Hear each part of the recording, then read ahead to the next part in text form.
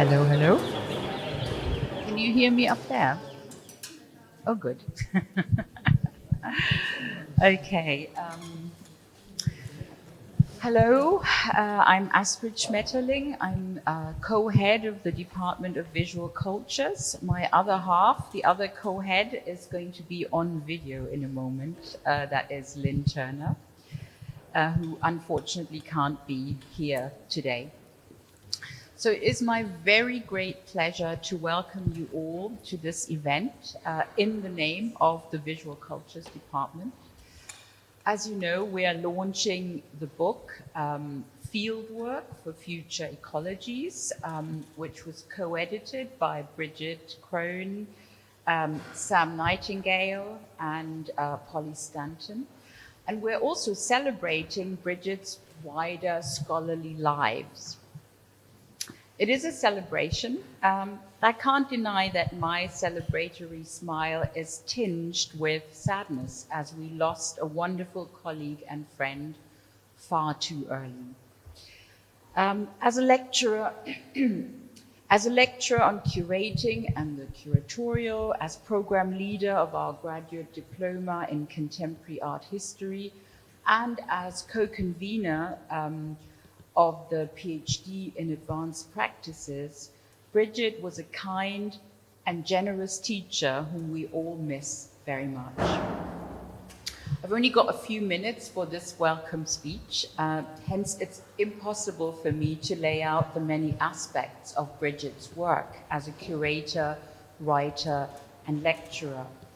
But I think that this event, so lovingly curated by Bridget's partner, Sam Nightingale, and my colleague, Susan Shupley, I think this event will shine a light on Bridget's intellectual life, which focused on the changing relations of body, technology, and ecology. So I want to thank Sam and Susan, as well as Mansa Bayetz and Thomas Percival up there, who were also crucial to the organization of this evening.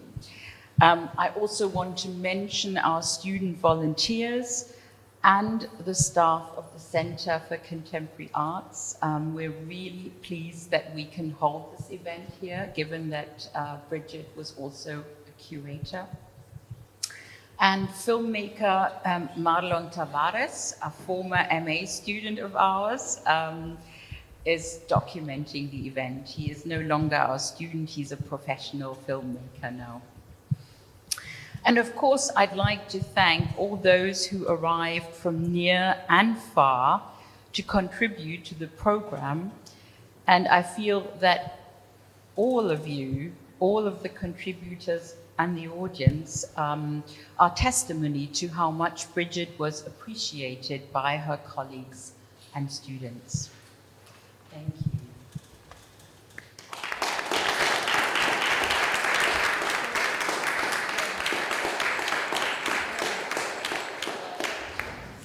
So Lynn, you're showing the video now of Lynn Turner, my co-head. I'd like to welcome everybody to this amazing event that will celebrate the scholarly lives of our friend, Bridget Crone. I'm really sorry I can't be there today, but I salute you all. I raise a virtual glass from a distance. I knew Bridget.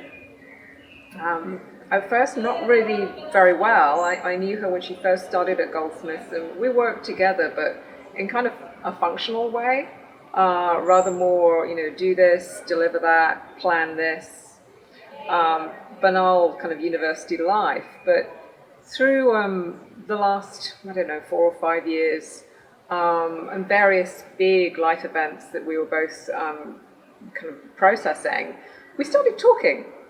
And we really started talking, and we would find ways to navigate between personal experience with theoretical reflection.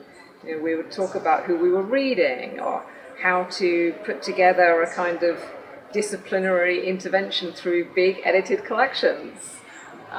We'd talk about world events, and not least the ongoing catastrophe of the climate change disaster.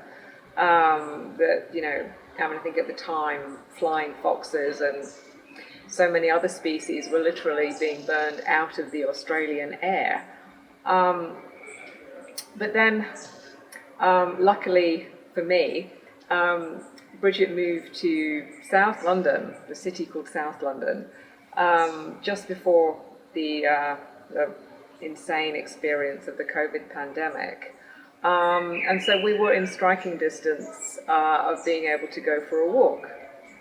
So at that point, when the government allotted us, you know, an hour of daily exercise outside, Bridget and I would find our way across South London and walk, and we would walk with the dead of the cemeteries, like the empty, not empty, beautiful spaces of Nunhead or Ladywell, and we would talk about plants, or we would talk about animals, about cephalopod intelligence, about the environment of the gut microbiome, these kinds of, you know, macro, micro kind of lenses. And we would go through Crystal Palace, Sydenham, Forest Hill, and she would know that environment really uncannily quickly, and show or reveal the ways in which she was super invested in mid-century, in all things mid-century. We would happen to turn a street corner in these empty, not empty streets, and there would be some like hidden estate that we could contemplate for its architectural interest, almost alone, you know, outside in an air that was momentarily without the kind of heavy fog of pollution. And it would just be the walking with Bridget Crone and with urban foxes and domestic cats. Enjoy the day. Thank you, Sam. I'd also like to welcome everybody to this special evening, and it gives me great pleasure to introduce our keynote speaker for this evening, Astrida Nemanis. And when Sam and I were talking about who we would like to bring to both honor the work of Bridget, but also to map out the world in which Bridget found inspiration, the first person that we thought of, the first person that came to mind was Astrida Nemanis. And in extending the invitation, we're incredibly honored that Astrida responded right away in the affirmative. So thank you so much for joining us from British Columbia on the west. Well, you're technically in Okanagan, but on the western, almost on the west coast of Canada. By way of, I'll just read a short bio. Professor Astrida Nemanis works as a professor at University of British Columbia, Okanagan, and is a professor of English and Cultural Studies, Gender, Women, and Sexuality Studies, as well as Canada Research Chair in Feminist Environmental Humanities.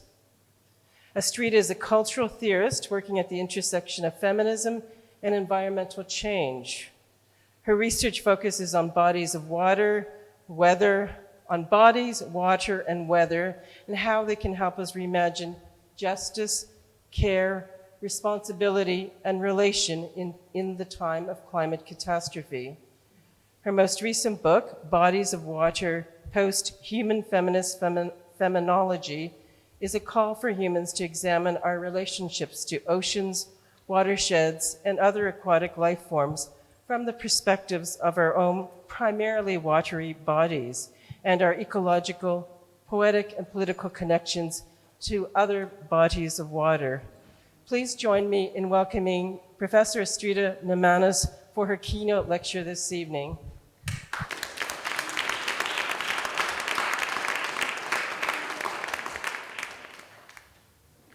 it is such a sincere honor to be invited. Thank you both, Sam and Susan.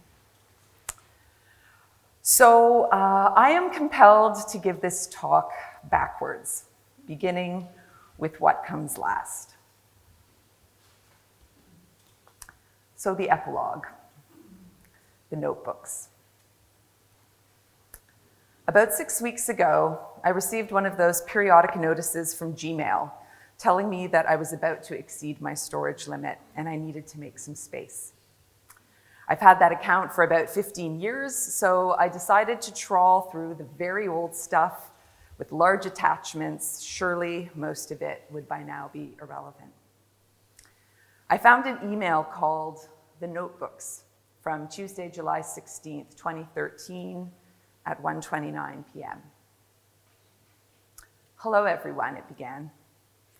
I'm going to send you a series of emails containing a couple long notes that think through what are the notebooks.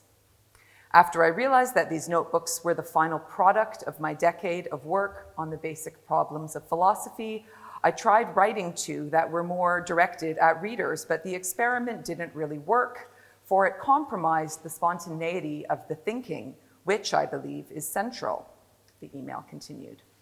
Nonetheless, the first such book has what I believe to be a very good introduction to the notebooks, and that is one of the scans that I will send you. My daughter Becca has this book, which I call the facsimile book, because it comes closest to being reproducible as philosophical texts always are, which I argue is their downfall. It continues. The introduction to the second notebook is also useful, and I will send that to you as well. These are long files and thus will require a number of emails. There is also a single sheet that I will include that perhaps will also help, for it tries to redefine what possessing a philosophical book like the notebooks means. In essence, it says that it is totally yours to do with what you wish, and I do hope that you wish to do something with them. The list of those receiving this email and the notebooks consists of people who have been exceptionally close to me, both personally and with my work on body hermeneutics, and so I hope that you can treat them as a very personal gift. Signed, Sam Mallon. And this is the scan of the one-pager that the email points to as one of its attachments. I'll read it out for you. 22 May 2013. A gift to you, a parting one. Treat it like a painting, for example.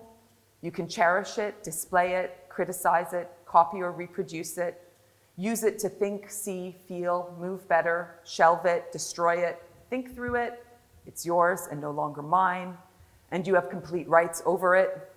Think along with it and the ideas as yours, a souvenir, keepsake, curio, embellishment, privately nourishing or challenging, a past waiting to become, a future too far ahead of itself, a queasy and nauseous present, call to, escape from, example of, for a class demonstration of, to be discussed and debated or just appreciated, an enjoyed presence, personal connection, dialogical friend, the logos of it all.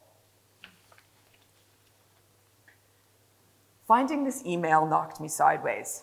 I knew about the notebook, a handwritten A4-sized tan faux leather book that for the past 10 years I'd been carrying around with me, from Hamilton to London, back to Hamilton to Sydney, and then to BC, where I now live.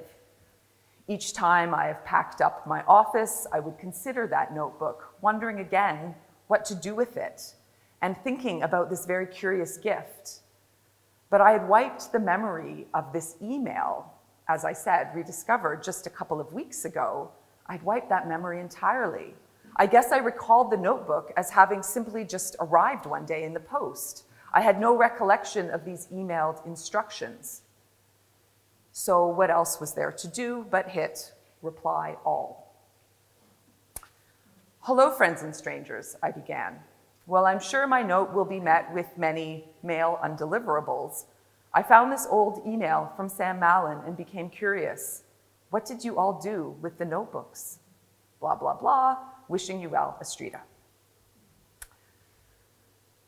I recognized a couple of the approximately 15 names on the addressee list as people who had been in some classes with me when I was doing my PhD in Toronto back in like 20 years ago. But I was no longer in touch with any of them, and most of them I knew not at all. So I was surprised when about 8 emails filtered in almost immediately. Dear Estrida and all, ... Wonderful to hear from you. I treasure the notebook and sometimes I read through parts of it, and this is probably the extent of what I'm actively doing with it, and yet I feel that perhaps it's been doing something too. Or, dear all, thank you for your continuing thoughts of my brother Sam. Or, hello everyone, I treasure those notebooks, though I've not done anything with them yet. Or, hello Estrida, I don't think we ever met. I am just happy to find other people's contacts again, as I have lost all information after my computer died many years ago. I am an artist friend of Sam's, and we talked about doing an artwork with those notebooks.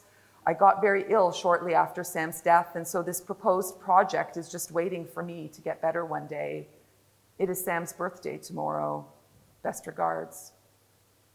Or, dear Estrida and other notebook holders, last week I was invited to speak via Zoom at a graduate seminar. I decided to talk about Sam's body hermeneutics. I went back to the section in my first chapter where I distilled insights from his method, and I was once again astounded at what an amazing method it is and how fresh those insights still are for me. I find as I come into my own as a thinker that I speak and write more and more about Sam's work.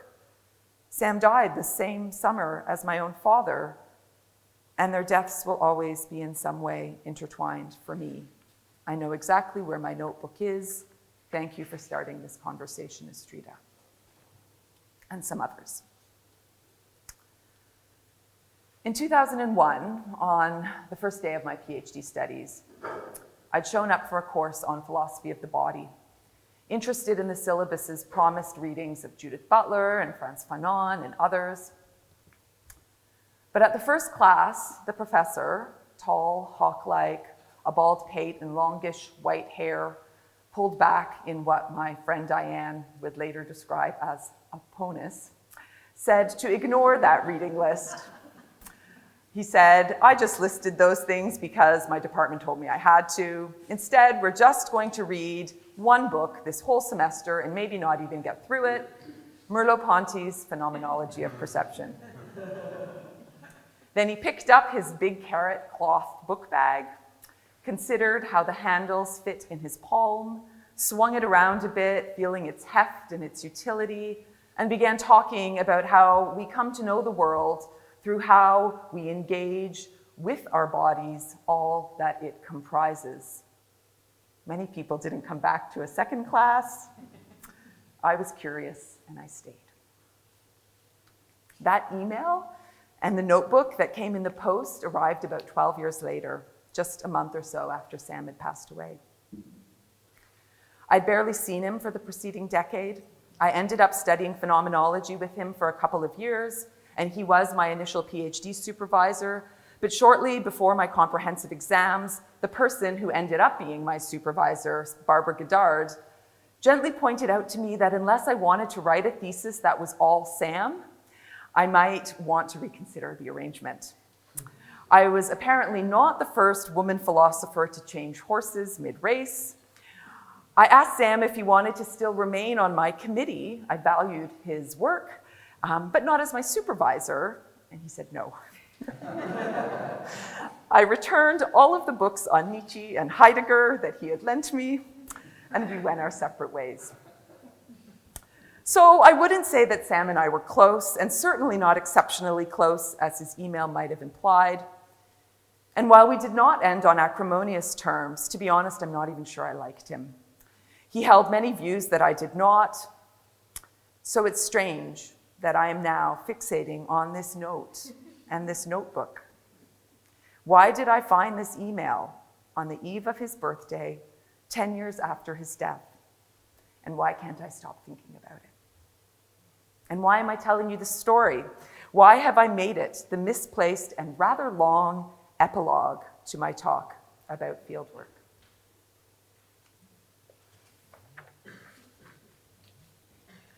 My plan today is to talk about methodology, specifically on the occasion of the launch of this wonderful book on fieldwork for future ecologies and a celebration of Bridget Crone's contributions and practices. I thought I would talk about a methodology that I've been developing explicitly for a few years, but tacitly for about 2 decades.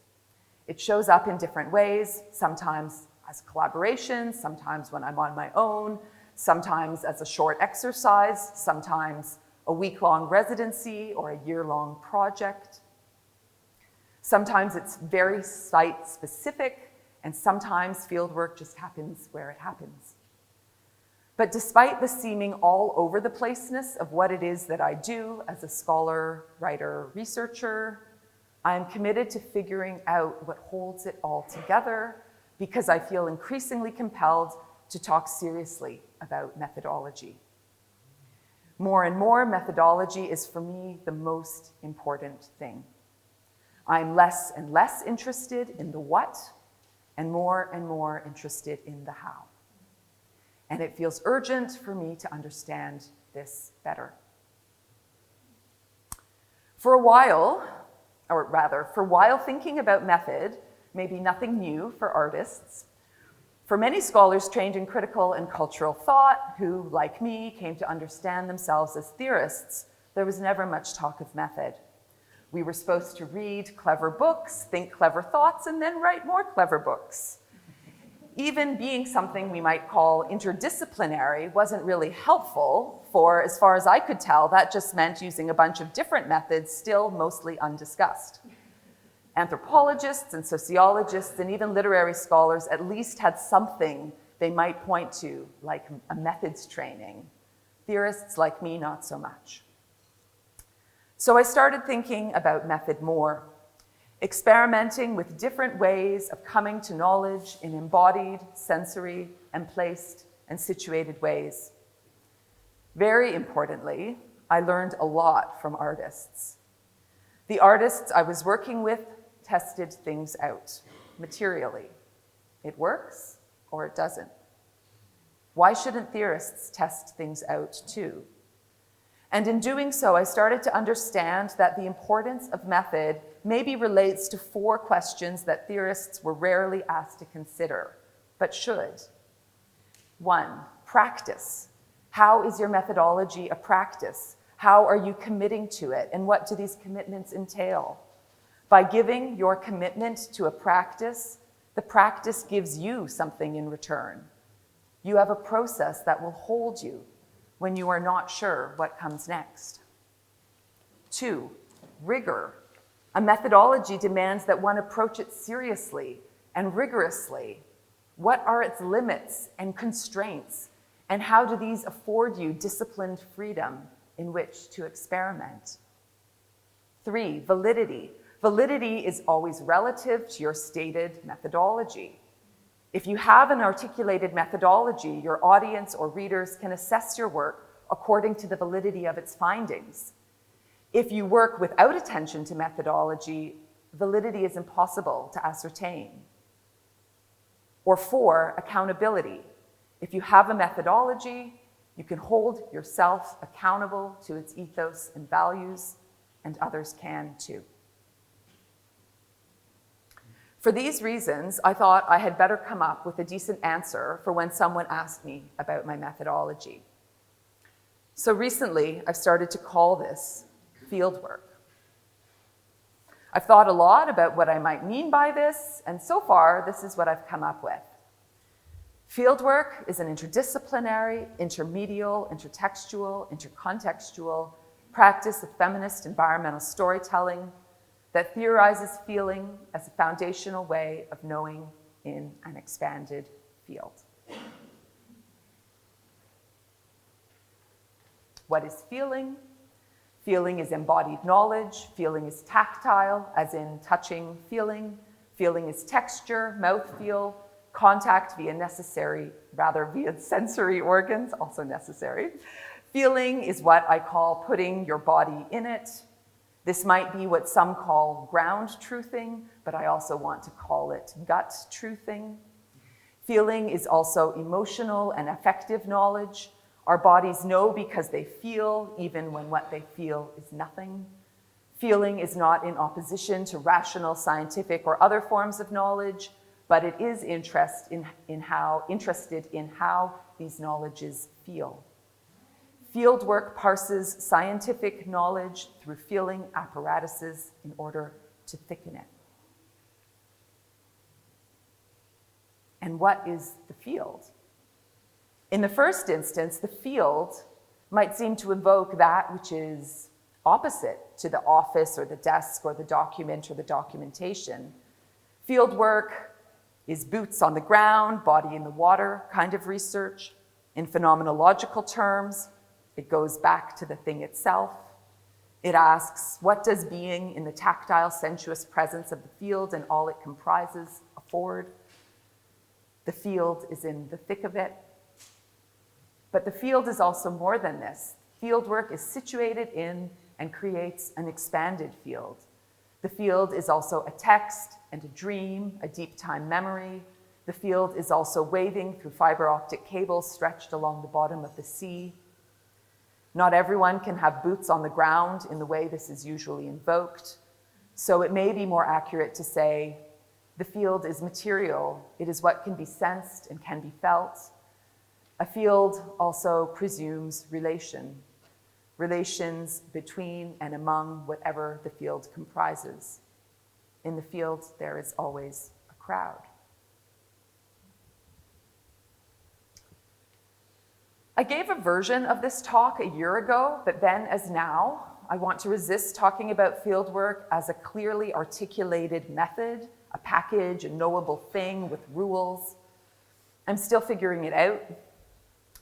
To help me, I've begun then to articulate a set of propositions, rough and ready lessons or tips, if you will, things to refer to when I'm not sure what comes next. I suppose my hope is that if I keep repeating these propositions, retracing them, rearticulating them, their fuzzy and still ephemeral contours will start to cohere, and I will start to better understand what I'm trying to do. And this seems important. So where might we begin? 1, begin with the material. Fieldwork begins with a question. What lures me? What attracts me? What attaches to me? What is the thing that won't stop tugging at my sleeve? This is the anchor, a physical force, a force field, a force felt. Fieldwork pulls me in all kinds of directions, but in order not to get washed out to sea altogether, it needs something to hold it, something to hold onto, a hold fast, you might say. If the lure is abstract, locate it somewhere. How, where, as what does it materialize? Put some flagging tape around its field. You can always move it later.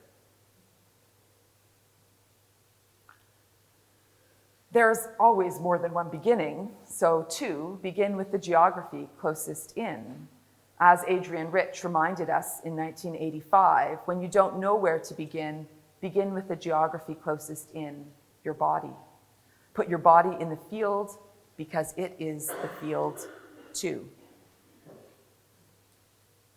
Refuse to settle the geography closest in as the norm, stretch the norm, learn from the exception. So fieldwork begins by engaging your body and its knowledges. How does the field ask your body to move, to sense, to position itself? What does your body remember, and how does it language these relations? What is your body articulating? Now, what does your body articulate when you orient it differently? Slow down, speed up, change levels, change tacks. But fieldwork remains vigilant. All of this is one way of knowing. There are always many bodies in the field. So your body has many instructors among many more.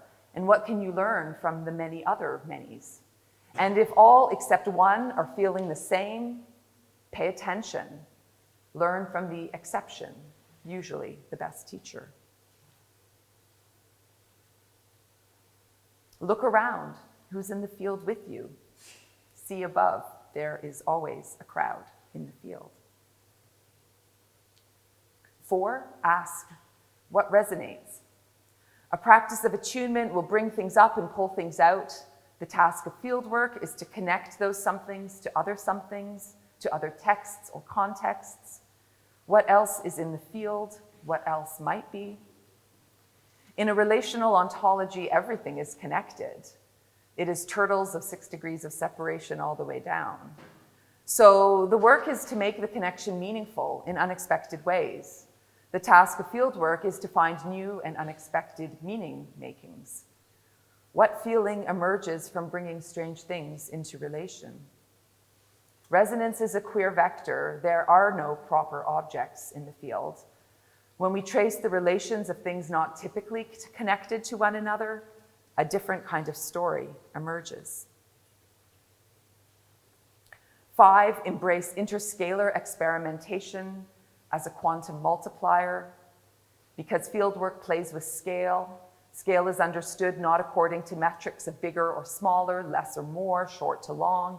Scale is understood rather, to quote Michif scholar Max de Boiron, about the relationships that matter in a given context.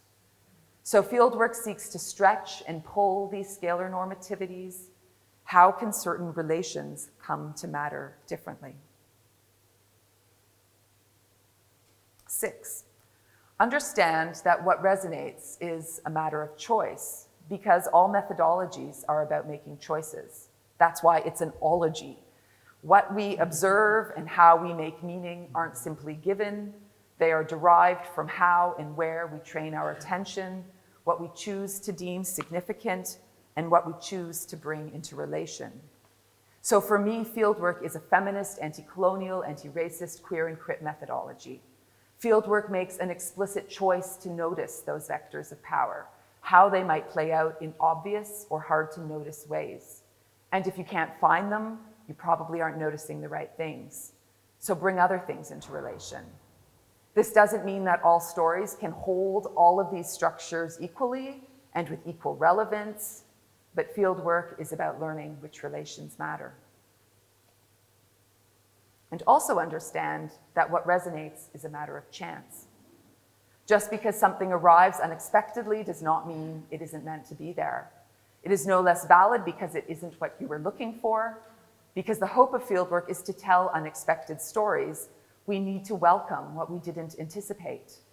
This is not straying from the method, this is the method. The field is held by its own magnetism or magic. The work of fieldwork is in making meaningful connections with whatever shows up in the field. And this happens, right, all the time in my work. I tentatively hold a question, a lure, in the palm of my hand, and then its magic starts to activate. What will come to me through conversation, through reading a paper, through browsing a bookstore, through other worldly connections? The work of fieldwork isn't about setting up a cordon and looking at only what you have corralled inside. It's about letting the right things in. Fieldwork is erotic, which is not the same thing as saying fieldwork is sexual. In Uses of the Erotic, Audre Lorde teaches us that the erotic is feeling deeply in the presence of another, and as such, it is the most powerful agent of change. This is why all fieldwork is erotic. 8, fieldwork is housework. Similar to Haraway asking who cleans up the shit in a companion species relationship, we might ask who is looking after the field? Who is doing the dishes and who is watching the kids? As my friend and colleague Jennifer Hamilton has argued, environmental humanities get a lot of truck out of calls to make kin, but this can't just be a romantic proposition. Making kin is actually like making babies, or like doing the washing up or sweeping the floors, unglamorous and time-consuming. It is care work as labor, practice is care, and care is time, so field work is housework.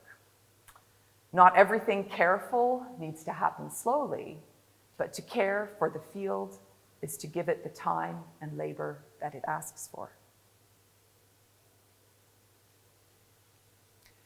Fieldwork is also sex work, because all work is sex work, which is not the same thing as saying fieldwork is sexual.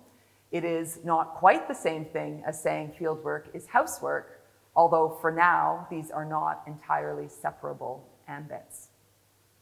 Following the work of Sonnet Labbé, I am reminded that fieldwork is sex work because no work is outside the systems of power that are the context in which we operate.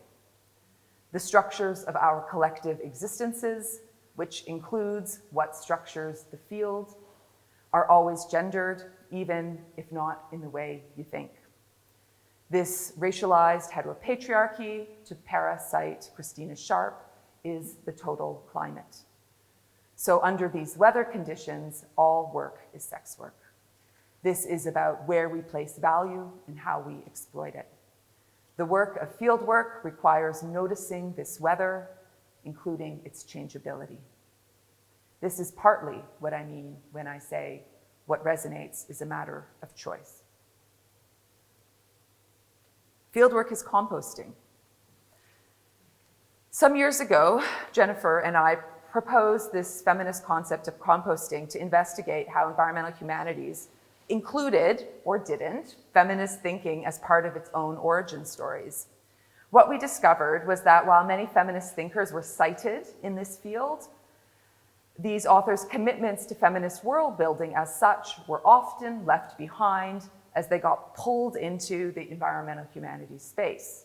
So it's like yes to kin, maybe no to doing the dishes. Composting began first as a way of revitalizing these feminist commitments in environmental humanities, but morphed into a method for mulching old and useful things, such as feminist commitments, together with newly urgent things like climate and environment, to see what kinds of unexpected worlds could grow. So to say that fieldwork is composting actually means two things. First, it activates a vigorous politics of citation, honoring what has already been thought and what has long been part of the field. And second, it is thus an ethos of sustainability. Fieldwork isn't about coming up with something shiny and new. It is about rearranging things to notice something different, something that you need now. Reuse, recycle, even and especially when you are growing new worlds. 11. When you're lost, come back to the material. Trust the process, get out of your head and back to the thing itself. 12, instead of truth, go for honesty. Truth is what will stand up in court. Honesty is what you feel in your belly. 13, consider reciprocity. What do you owe and how will you pay? Fieldwork is an ethical project. What you get must be matched and exceeded by what you give. How does your research replenish the field? How is this an integral part of your methodology? Practice, rigor, validity, accountability. Feeling your way into something is always an experiment, but a methodology as a set of guiding tips or principles or orientations, or maybe better yet, commitments, holds you accountable to both choice and chance. So, just as I felt I needed to begin with the epilogue, what comes next and next to last is the prologue, an ecology of feeling. About a year ago, I met a beautiful person named Anne Bourne. Anne is a cellist. I could listen to her all day. She was a successful musician with many well-known touring bands, but after studying the practice of deep listening for many years with Pauline Oliveros, she decided to never record her music again. She only wanted to play in the presence of others. She only wanted her music to be a response and a relationship unfolding. I'm probably getting that story a little bit wrong, but this is the story Anne told me as I remember it. When I met Anne in person for the first time on a small island off the Pacific coast of Canada, She told me she lived on Ward's Island, a close-knit community that lies just a little bit offshore from downtown Toronto in Lake Ontario, accessible only by ferry. Ward's Island, I said. I knew someone who lived there, my old philosophy professor, Sam. Sam, she said. I didn't really know him, but most everyone on the island did. I used to see him, Anne told me, very early in the morning, walking down to the tip of the land at the water's edge, to a perch I came to think of as Sam's Rock. He would sit there every morning, Anne recounted, and write in his notebooks. Through a series of fortuitous happenings, Anne has begun collaborating with me and my sister, a marine mammal pathologist, and Patty Chang, an artist, on a project called Learning Endings. Begun during the pandemic over Zoom, Learning Endings asks how art can support scientists and investigates this possibility by witnessing and caring for the scientist as she performs necropsy on marine mammals, dead and stranded upon our terrestrial shores. So far away from their homes and their kin, these animals call on scientists to care for them in their deaths and to hold what feels like can't be held. Last week, I was almost finished reading this wonderful book, a copy of Field Work for Future Ecologies that Sam sent me. Turn the page, heart starts beating a little bit faster, breath scrapes against my teeth, and I read, quote, prior to performing a necropsy, Namenis's sister places her hand upon the body of a dead cetacean. Watching via Zoom, Namenis witnesses her sister perform this gesture repeatedly before the numerous cetacean necropsies that Namenis and collaborating artist Patty Chang watch her undertake. Bridget continues. Distributed through time and space, they are bound through the screen not only through an image, a repeated gesture captured, but through the evocation of touch, enacted as an intensity that binds. So here we are, all of us, Sam, Anne, Patty, my sister, this Sam, Aisha, who I just remembered also knew who Sam was, and Bridget, field working our way through each other's lives, even though the order of things is a bit mixed up. This is the queer and wondrous ecology of field working, an ecology of feeling. So at long last, I guess I'm arriving at the introduction to this talk. Why methodology? I recently rewatched the now wildly future anterior movie 2012 with one of my kids, the one where John Cusack is trying to save the world from impending apocalypse. One of the opening scenes shows a couple of curators crating up the Mona Lisa, presumably to move her to a bunker where she will remain safe, or maybe she makes it onto one of the fortress Noah's Arks, where world leaders and rich people, and of course John Cusack and his family, have been granted passage to ride out the storm. I'm watching and thinking, if the world were ending, what would I try to save? How could I save an ecology of feeling? The thing is, I'm actually not all that interested in what's in Sam's notebooks. I looked through the one I received, the tan faux leather one now on my bookshelf, once or twice when I first received it, but I haven't opened it since. Sam and I were chasing different kinds of questions. Truth be told, I don't think I'm really compelled by the basic problems of philosophy or the logos of it all. But Sam took method seriously.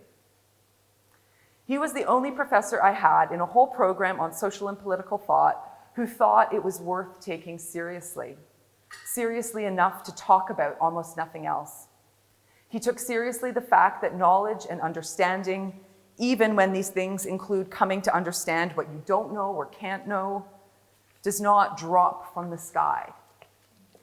We spent a lot of time in class reading Merleau-Ponty, and sure, I remember some of that and still use it sometimes, but mostly we spent our classes practicing. To guide us, he gave us photocopies of his barely legible handwriting with tips for body hermeneutics written at the top.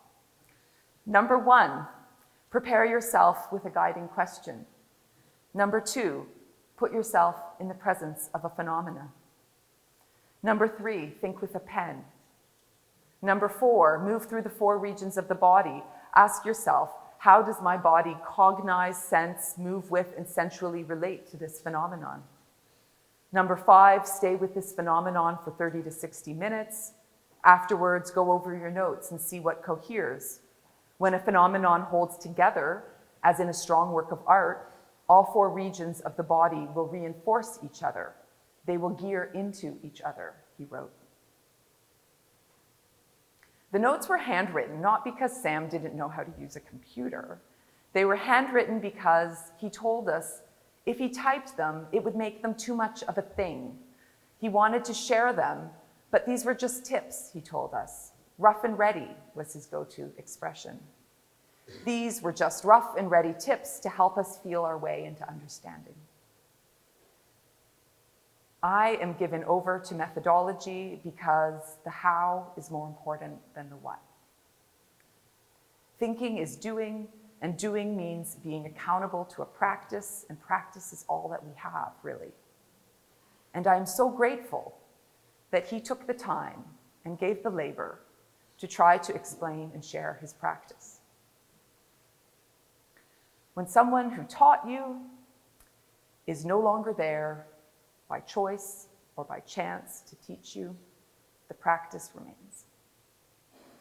When someone you used to walk with is no longer there to walk with, the practice remains.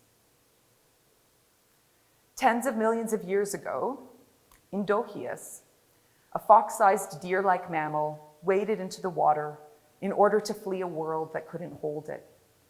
Indochius became Pakicetus, Pakicetus became Kuchicetus, became Rhodocetus, became Doryudon.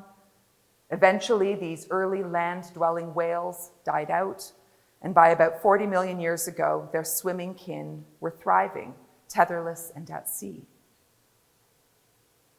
As the oceanic worlds that now hold these swimming whales become less and less hospitable to them, what comes next? We don't know. We do know that the what, meaning the specific shape that life takes at a specific time, does not endure. But we do know that the how, meaning learning how to walk, or how to swim, or how to live in impossible and beautiful worlds that keep becoming something we could never have imagined, this how remains. These lessons are passed on, body to body to body, even and especially as these bodies change and fall away along the way. The doing is what remains. As all of our bodies are washing machined up upon the shores of climate catastrophe, tossed upside down and discombobulated by planetary and personal losses, sometimes too heavy to hold, we still carry with us the lessons of the how. We just need to commit to the practice. I think this is why methodology matters. When the what is no longer with us, the how still remains. And that's all.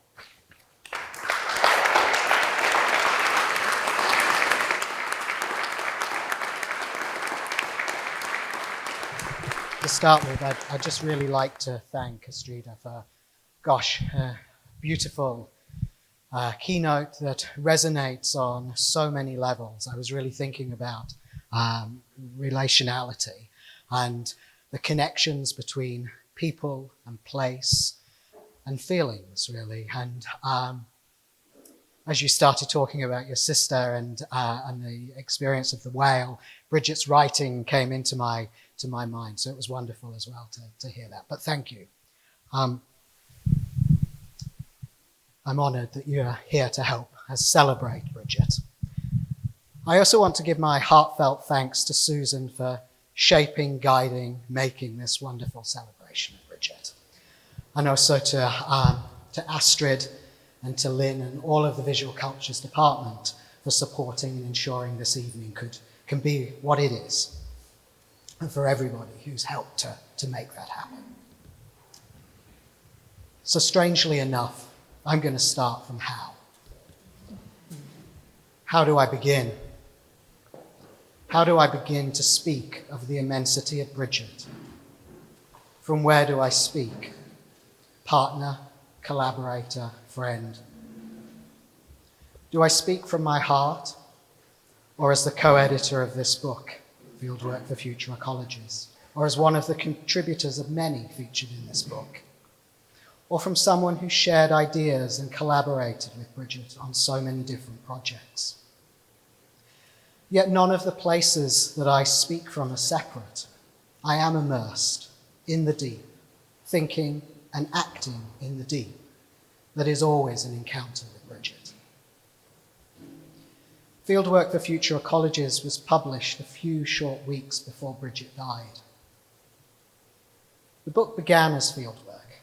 You could say it started on a salt lake in Bridget's original home, Australia. And here's that salt lake. It began with Bridget, Polly Stanton, the other editor, and I discussing cinema as we stood there in the baking sun. Bridget asking, as she often does, and I have to say does, what can an image do? That fieldwork and other journeys around Australia were for a research project and exhibition called Spectral Ecologies, which Bridget curated. Our speculative fieldwork during that time asked how cinema, not just what it shows or depicts, could enable a particular way of seeing and engaging with environmental and social ecologies in place. Fieldwork for Future Ecologies, the book, developed from those initial questions posed on a salt lake to become a fully fledged book that asks what artists, writers, and other researchers do in the field and how this contributes to arts-based research. The projects included in the book extend across an expansive array of sites and geographies, from megachurches in Texas to the troubled urban spaces of Belfast, and the disaster zones of Hurricane Katrina to contested sites in the deserts of Australia and at the extractive zones in Namibia, to frozen fields of the Antarctic and the watery worlds of the Pacific Ocean. Each contributor exploring and expanding the notion of fieldwork in their own unique way, many of which you'll hear from in short excerpts tonight. In bringing this book together and through evolving conversations with our contributors, we propose that art-based fieldwork, and I love the play of words of field and fieldwork, is an unfolding assemblage of practices with specific and significant outcomes in the world. The chapter titles indicate this, which include terms such as learning from, collapsing, wandering, fieldworking, witnessing, weaving, fictioning, and writing. Fieldwork for Future Ecologies also demonstrates what you can do when you work collaboratively. Edited by 3 people, Bridget, Polly, myself, and with over 20 amazing contributors, and beautifully designed by Paul Mullikrane, with generous support from lots of people along the way, many who are here. Before I offer some readings from the book's introduction, I want to return to the centre, to the point of immersion, where we find Bridget. We have a book to celebrate because of Bridget's rare ability and commitment as a writer, academic, and curator. Bridget instigated, guided, and acted as a provocateur throughout the book's production, continuing to do so through ill health and treatment. I'm reminded of the origins of the word curator, coming from the Latin cura, meaning to take care. Bridget embodied this meaning absolutely. during the last 18 months of her life, coinciding with the final stages of editing this book. And when Bridget was in most need of care, she never stopped caring for others. She showed care for the people she worked with, her students, and in particular the care she offered as an editor, demonstrated in the pages of this book and in the reflections that people have offered. So I'm now going to read a few short excerpts from the opening to the book, from the introduction. But perhaps most importantly in relevance is these are central questions that occupied Bridget's work more broadly. In this sense, I share three segments that echo Bridget in the deep and her way of thinking. 1. How? How to begin, we ask. And so, we begin with how, for this question is very much at the centre of our project.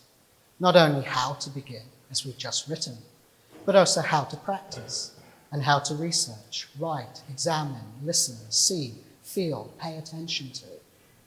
These questions motivate much of the discussion in the book, dominating our own thoughts and those of many of our contributors. Yet there is another how that we must grapple with, and this one is signalled by our title, Fieldwork for Future Ecologies. How and why might we work with such concepts of fieldwork and future?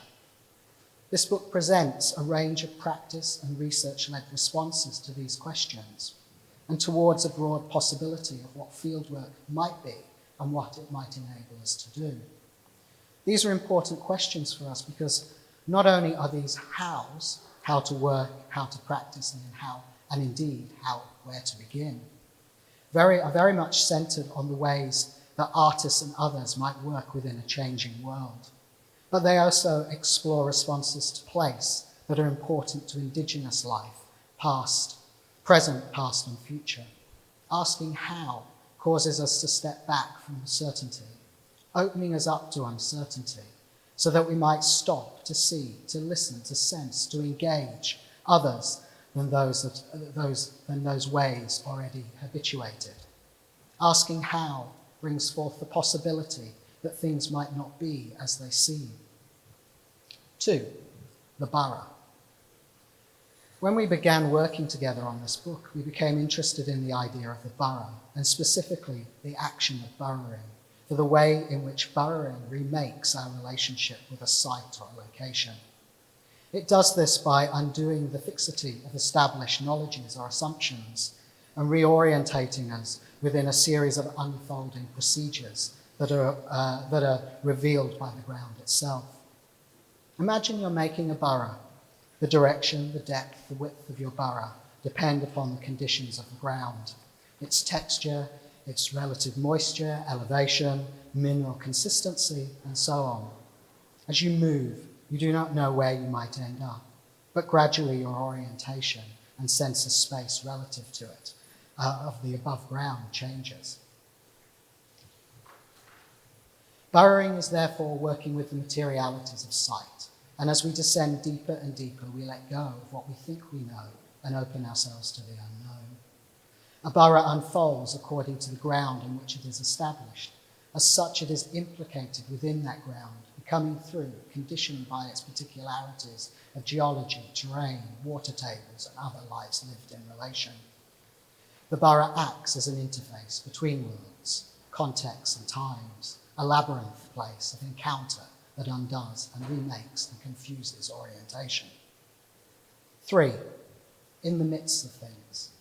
And here I'd suggest courageously is where Bridget is placed, with attentiveness, care, and curiosity.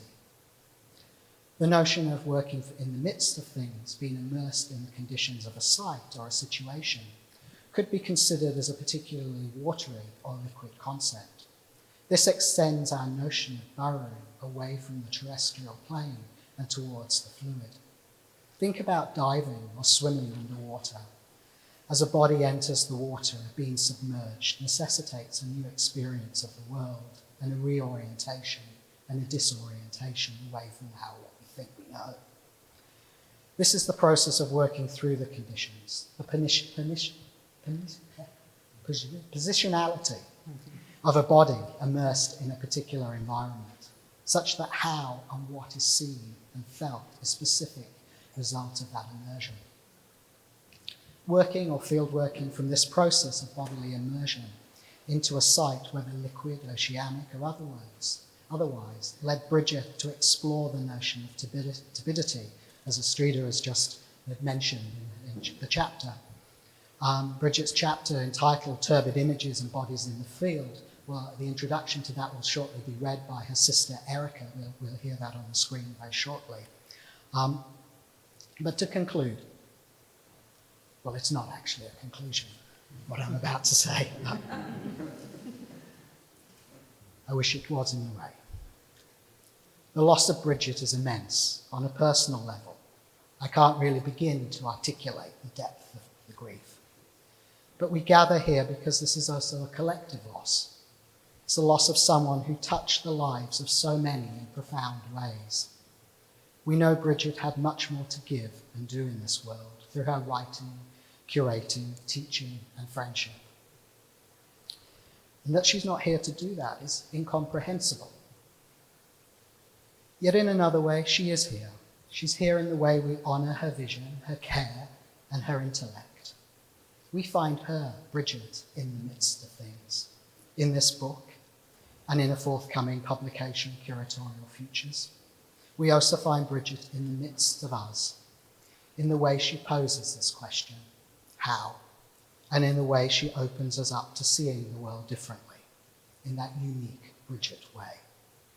I thank you all for being in the midst, celebrating the wonderfulness of Bridget. Thank you.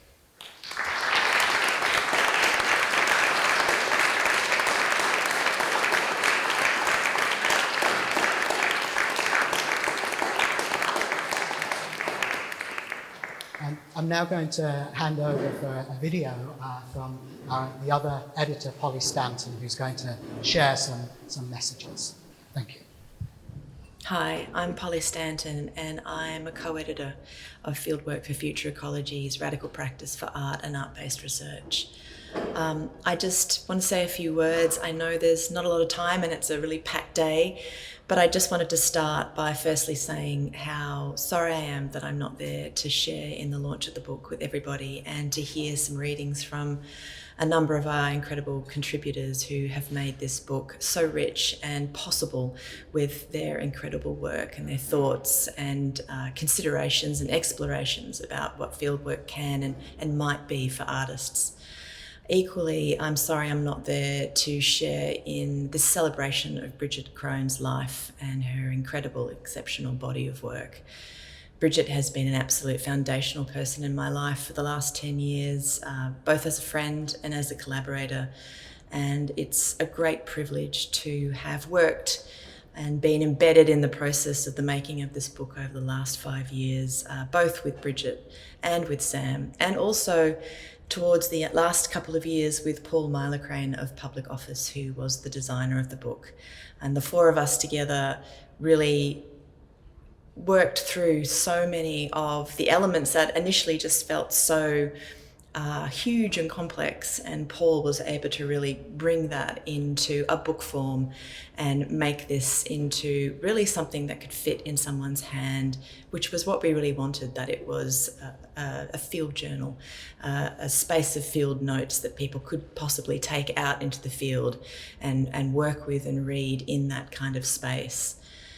I'm just about to leave for some extensive fieldwork in remote Tasmania, and it's not lost on me that the launch is happening on the day that I'm leaving, and also how working on this book and working alongside and with so many other wonderful practitioners and writers' works has really enriched my understanding of fieldwork in my own practice.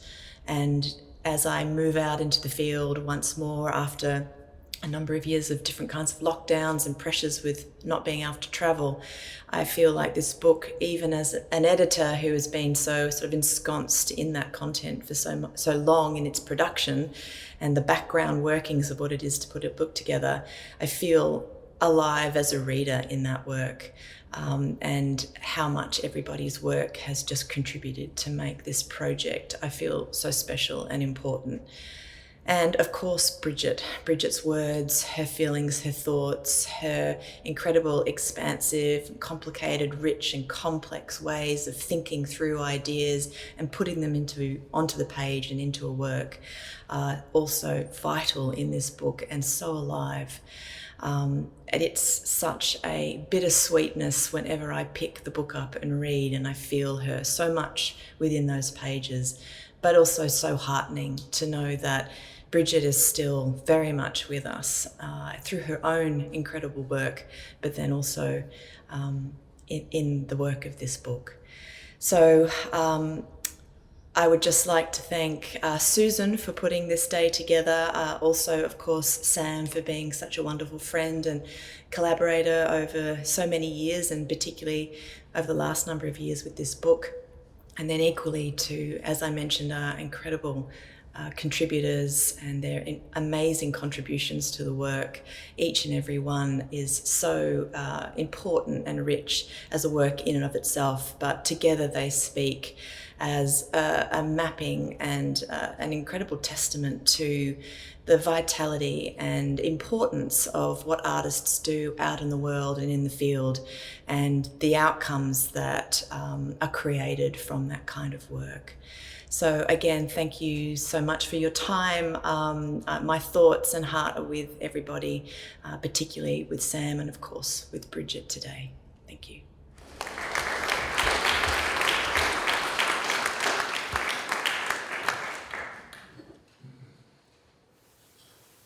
So yeah, thank you. My name's Lucy. I'm part of the liquidity cohort with Georgia Perkins, Kate Pickering and Ivor Duncan. And I just wanted to say a few words about a project that we've, a tribute that we've put together today for our dear friend and colleague, Bridget Crone. So the liquidity cohort is a research group that was established in early 2019 by Bridget and was based at Goldsmiths. It was a group of researchers that kind of expanded and contracted with different members at different times. We looked at speculative approaches to thinking and writing on liquidity and its implications for practice. So thinking from and with the body in its broadest sense, so from both human and non-human, as liquid bodies, as bodies of water, from states of immersion, considering hydrological and technological infrastructures and their impacts on the body and its worlds, and the projects of survival in its broadest possible sense. So the liquidity cohort was a kind of series of seminars and discussions and events, and we had many esteemed guests, including Astrida McManus, Melody Ju, Sam Nightingale, Melanie Jackson and Esther Leslie, Anna Barham, who's also here, and many others, and this is all facilitated by Bridget. So in the honour of our work together and the work that Bridget enabled us to do and continues to enable us to do, Kate, Georgia and I have made a series of bookmarks for the book launch. And these are a series of kind of small tactile gifts to share with you today. Traditionally, marbling is a process that uses water that's been thickened with dried and powdered seaweed and is to form a medium on which to float the ink, which is then transferred onto the paper. Marbling is also mostly associated with traditional bookbinding techniques, as it's often used as end papers. So because of this kind of dual association, we thought it was a really nice way to help celebrate both Bridget's work and the work of Sam and Polly and Bridget in the book. So for our offering today, we have used coloured ink, Carrageenan seaweed, and seawater collected by Georgia last week from the English Channel. The patterns in the ink mirror the eddies and slipstreams that form on the surface of water. These are handmade, so they're all unique and all slightly wonky. We've made 75 to share and distribute today to Bridget's friends and colleagues as just a small token with which to honour her work. Printed on these bookmarks is a quote from Bridget's notes from that first meeting of the liquidity cohort back in early 2019, where she writes on the idea of liquid bodies and their relation to Bridget's passion, screen-based media. So I'll just read the quote. I can see it. So this is Bridget writing in 2019. So we arrive here with a body that is what? Porous, open, a material composition, a body that is traversed, textured, conditioned, formed and constantly reformed by affects, where affects are dynamics of relating. The touch of a screen, the screech of an image that suddenly hits visual perception, a sense of unease, and all the unnoticed, unnameable flows that traverse the body. A liquid body is then, most simply for me, a body that is porous and open to the world, and it is produced by and through this openness, a form of modulation rather than metamorphosis.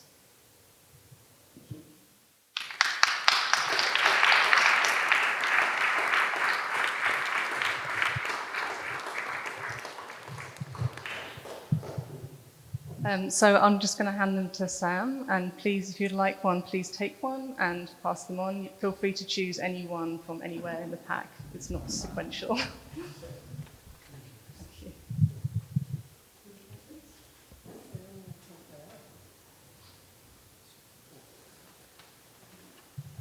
Thank you, Lucy. And thank you to all of the liquidity cohort for making these beautiful bookmarks. I can't wait to have a look at it in depth.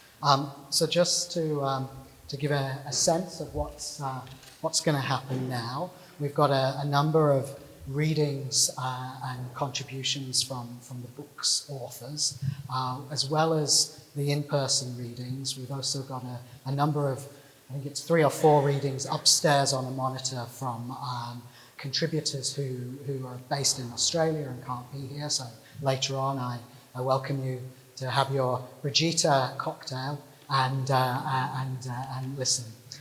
But yeah, what will happen in a moment, we'll listen to Erica, Bridget's sister, read the introduction to Turbid Images, and then we will run through in this order. This is a little shout out for people that are reading so they know where they're coming. But I'm also going to welcome you up to the front at that time as well. But tonight, just so you can see here, we're going to start with Erica reading Bridget's text. Then we'll go to Crider and O'Leary, David Burns, Teresa Epilogue, Henrietta Gunkel, Angus Carlyle, Susan Shrupley, Kate Pickering, Ruth McLean, and Simon O'Sullivan, who will be recording, something will be pre-recorded. So to start then, I'd like to welcome James O'Leary to, oh no, sorry, I was doing so well and then I lost it. You know, there's no tears yet, I'm kind of holding it together. So yeah, sorry. We will start with Erica.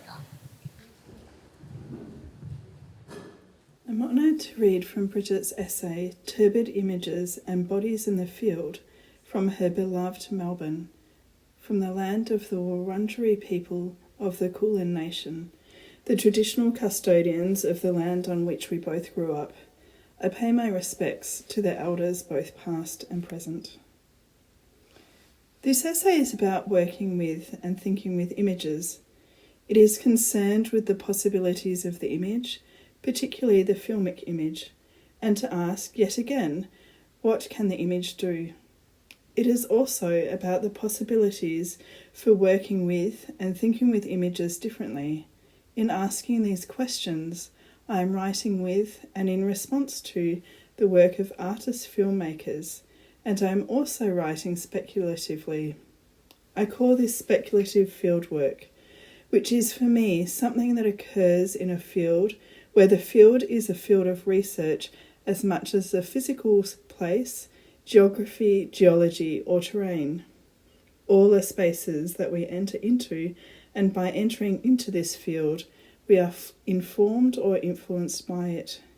In thinking about these spaces and processes, I will suggest a watery and indeed optical term, that of turbidity, to articulate a specific practice of field working with a camera as a practice of immersion as much as picturing. Describing a particular quality of water, turbidity measures the relative density of particles, often pollutants, suspended. It also offers a way of describing an experience that is itself tumultuous and perhaps obscuring of clear visual perception. Thus, turbidity offers a means to think about images and image making in a way that extends beyond the visual to the sensory, and provides a way to recognise the double nature of field working with a camera as an embodied experience and the representation or measure of that experience. By measuring the concentration of particles or bodies suspended in a fluid, turbidity describes bodies' movement and the spaces and qualities of their inhabitation. This could be the agitation and scattering of matter in a river after heavy rainfall, the suspension of grains of sand in a heavy surf, or plastic pollution in ocean currents. Turbidity is therefore also a condition that has the potential to envelop us within it, sweeping us up into its mists and changing the conditions of what we see and how we see it. Imagine swimming in cloudy water or being caught up in a dust storm. Turbidity is also a particularly visual phenomenon that names both conditions of perception, the agitation of matter affecting our perception as we swim underwater, for example, and an image-making technology. This is because the density of matter suspended in water produces its own image, or turbid image. This could be visual, the suspended particles creating a reflective surface, for example, or it could be more than visual, a feeling, a sensation. So that swimming in turbid water means that we can't see so much while underwater, yet we might feel the grit of the suspended matter against our skin, and the wind agitating the water might produce a movement in the water that we also feel. The turbid image is therefore anchored within material conditions, while at the same time acknowledging that imaging requires a series of technical manoeuvres or processes. It is for this reason I use the notion of turbidity to describe a different way of thinking and working with images. Thank you, Bridget and Erica. James.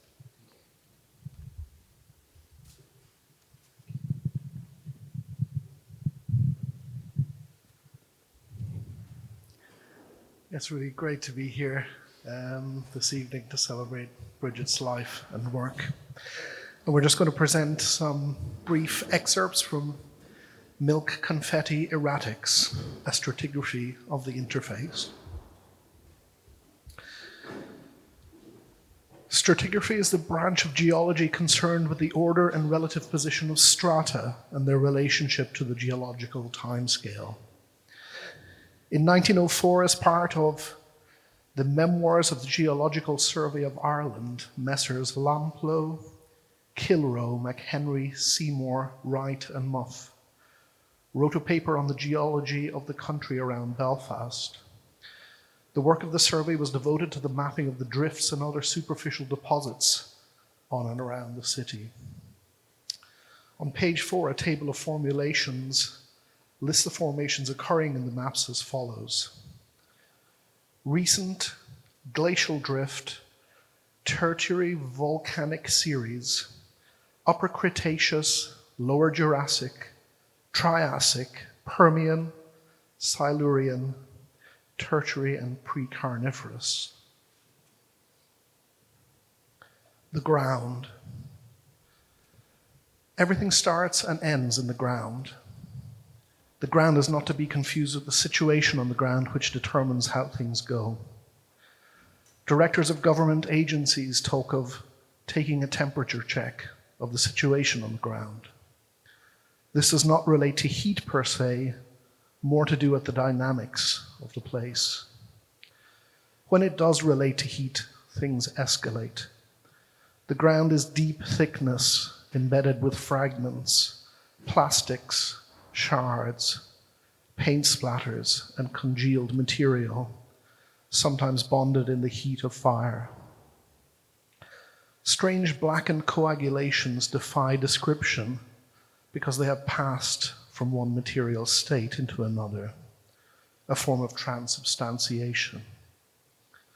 Fire is idolized here by communities on both sides of the divide, whether the purifying fire from the phoenix of the Easter Rising in Dublin in 1916, or the iconic bonfires lighting the way for the ships of King Billy to enter Belfast Lough prior to the Battle of the Boyne in 1689.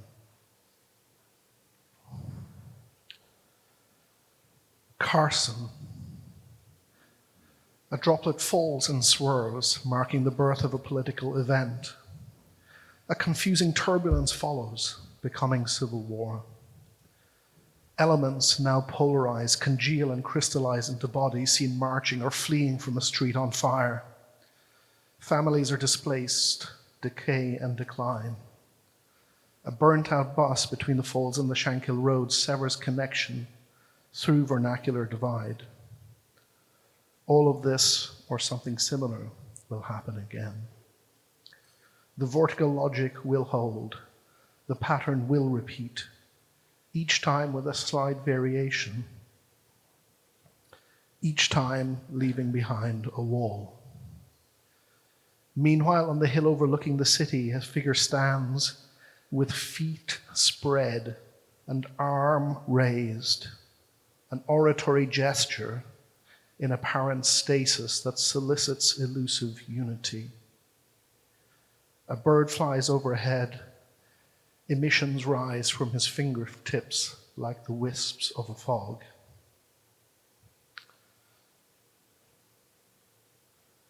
A parliament of things. Circular forts made out of limestone blocks were common in Ireland throughout the Dark Ages. Castles were introduced after the Norman invasion of Ireland in the late 1160s. Hundreds of these castles, varying in shape, size, and the exact configuration of fortification, can be found throughout Ulster, their figures and plan revealing a long history of defensive architecture. Consider this, that the history of thought since the Enlightenment has been a confrontation with the loss of a cosmological center, that since the start of the modern age, the human world has had to learn to accept and to integrate new truths about an outside that bears no relation to the human.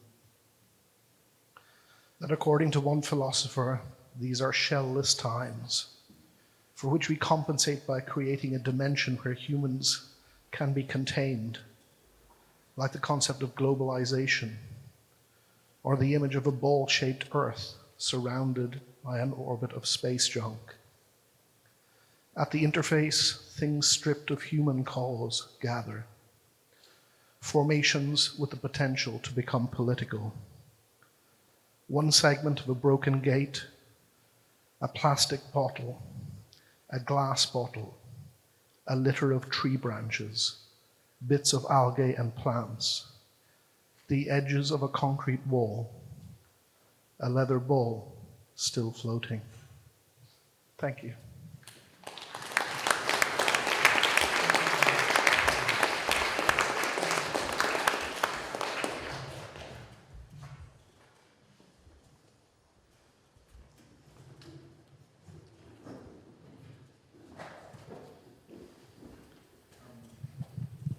Thank you so much, Sam and Susan, for inviting me. It's such an honor to be here and to be part of the book.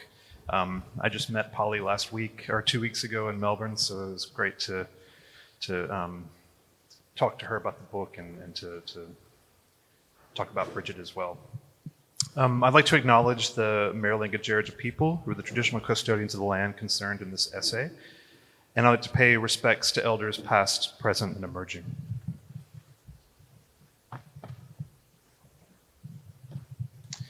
The essay is titled The Empty Well, the Trig Point, and the Sign, and today I'll be reading the sign. A shift in popular opinion about nuclear testing and a warming of relations between the US and the UK led to the abandonment of the nuclear testing site in Maralinga, South Australia in 1967. The British conducted several remediation attempts, and finally one titled Operation Brumby. As the British left, they erected a concrete plinth reading Operation Brumby, inexplicably misspelt, meant to signify the completion of the final British remediation.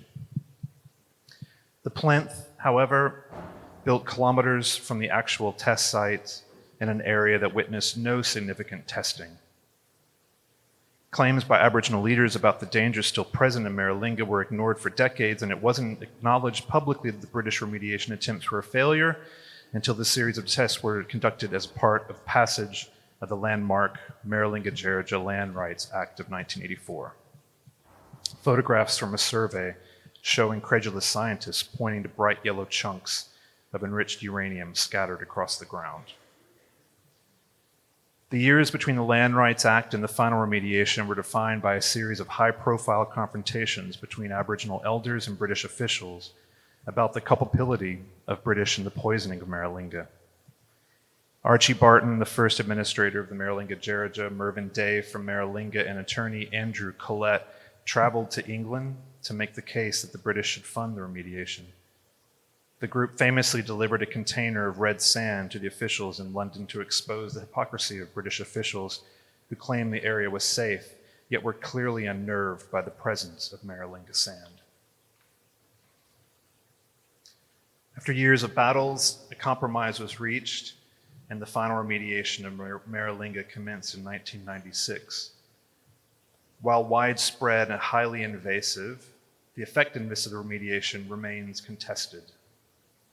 Despite this, the site was eventually declared safe for most forms of use and gradually handed over to the Maralinga-Jaraja.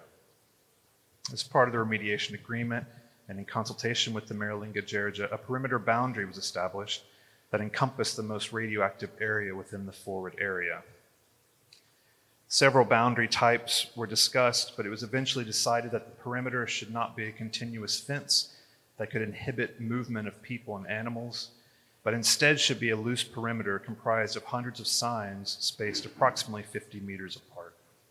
The signs were similar in scale to the material of a standard road sign and include only a few words and illustrations, warning of the dangers ahead. Like the trig points that I mentioned earlier in the essay, their effectiveness is based on their recognition as a network. Standing next to one of the signs and looking down the line, they're simply too small to distinguish in the modeled landscape.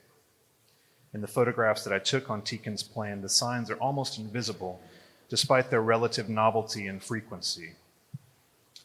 The current caretaker of Maralinga, Robin Matthews, told me that the signs are in need of constant repair because the herds of feral camels that roam Maralinga like to use them as scratching posts, highlighting the issue with relying on ephemeral human-made objects to mark the intergenerational dangers of radioactive contamination.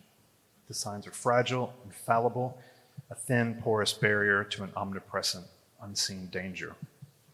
The empty well, the trig point, and the sign shoulder an impossible responsibility as the markers of a new nuclear terra nullius. Each object pierced the land in an act of colonial violence, the culmination of which included the nuclear terraforming of an entire landscape. Maralinga became an actual terra nullius, an empty land, an eternal irradiated void not created by juridical legislation or proclamation, but with a flash of light.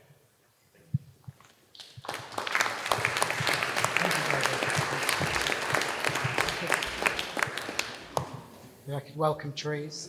So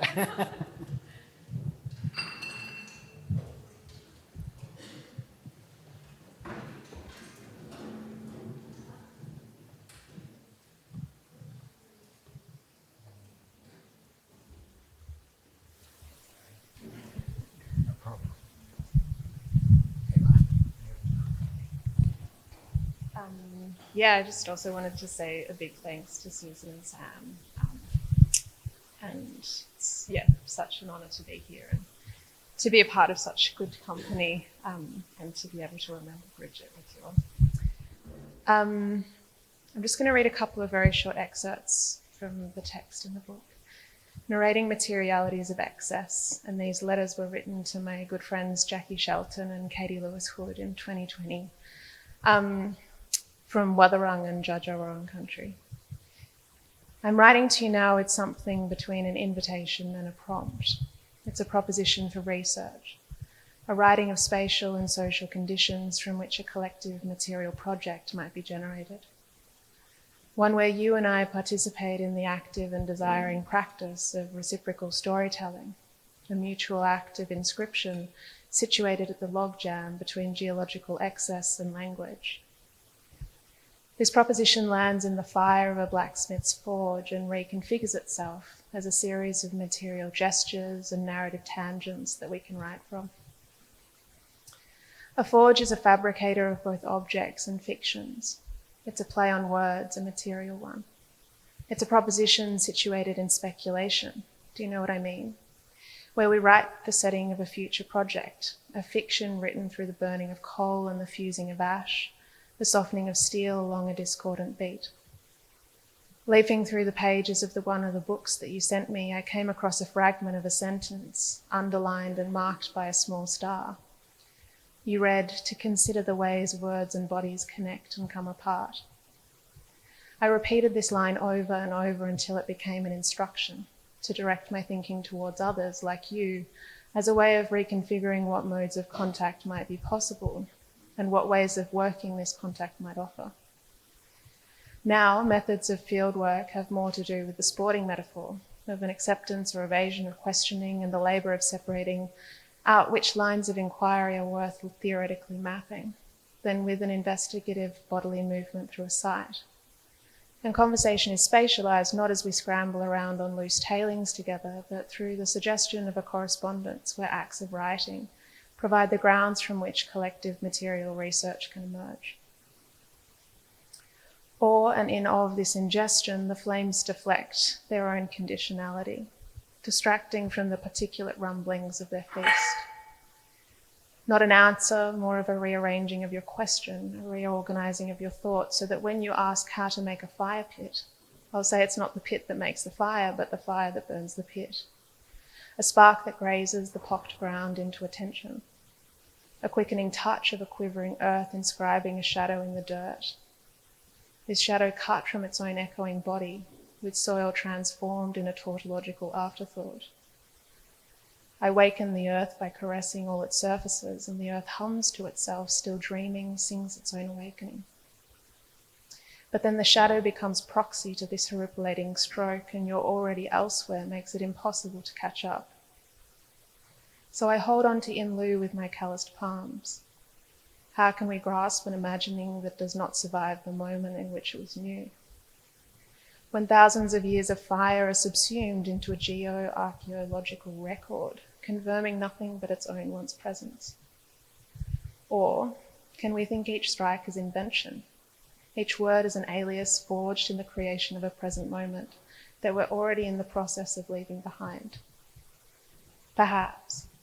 Or perhaps another reordering is necessary, an arriving at, a writing to, predicated on a tingling anticipation, an invitation of as yet, even now, it doesn't stop. Fueling neither fusion nor confusion, the fire agitates in an energetic axiom of not quite here, the preposition that carries an insatiable charge, seared into clouds of dust and an oxidized hypothesis, driven by exposure. Writing its own destruction in self-perpetuating friction, I savour the sway of formulas, the reversal of origins, the ease which brings the anterior text out of the subsequent one.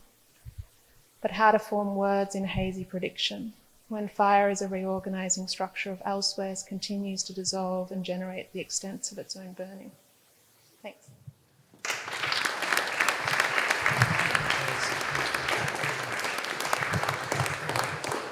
Could I invite you to come up to the front?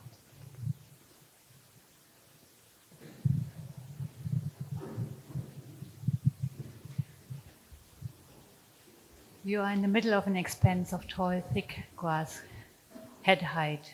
As you look and move through this, a world unfurls that you become immersed in, feeling, hearing, seeing, and experiencing fully in each moment.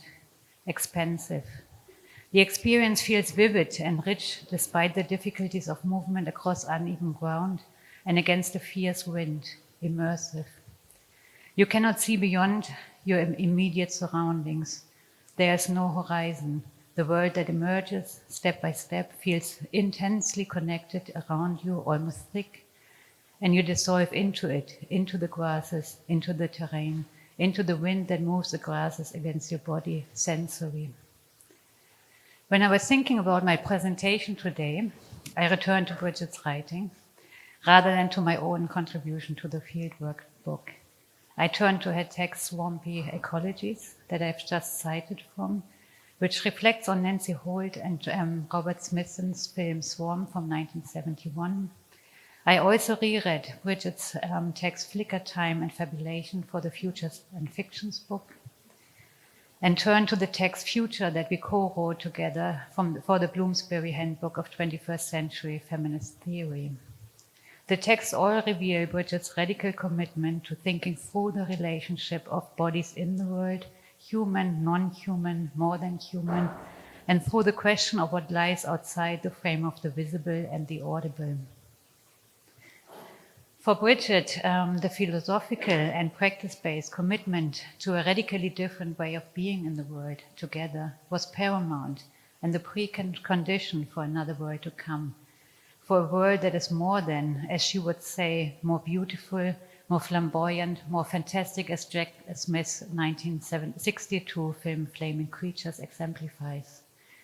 She approached this through different intensities, for example, through slowing down, deep listening, but also accelerating, and hence different temporalities in order to get closer to what she calls another as yet unknown or unmade relation.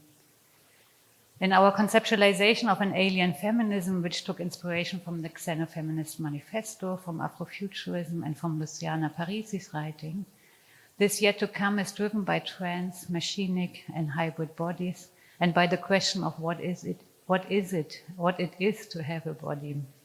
I knew I would stumble upon that one. To focus on the possibilities for different inhabitations, Bridget reminds us also entails a different understanding of time through its fabulation, and hence the necessity to escape from or cut into the linearity of the chronological time, which Bridget discussed further in relation to the flicker in her contribution Flicker Time and Fabulation.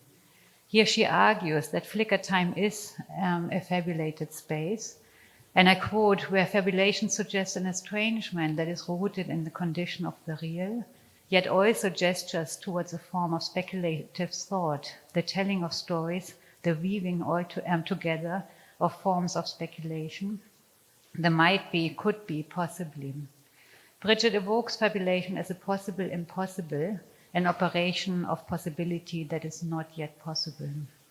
By turning and returning to Bridget's writing, and I invite us all to do so, we hence turn to her commitment towards that impossible possible future, an alien queer feminist futurity, one, and I quote from our text, that projects, fixes, and undoes the future, forming a project that is at once respectful of difference, but at the same time collectivist in vision/intention.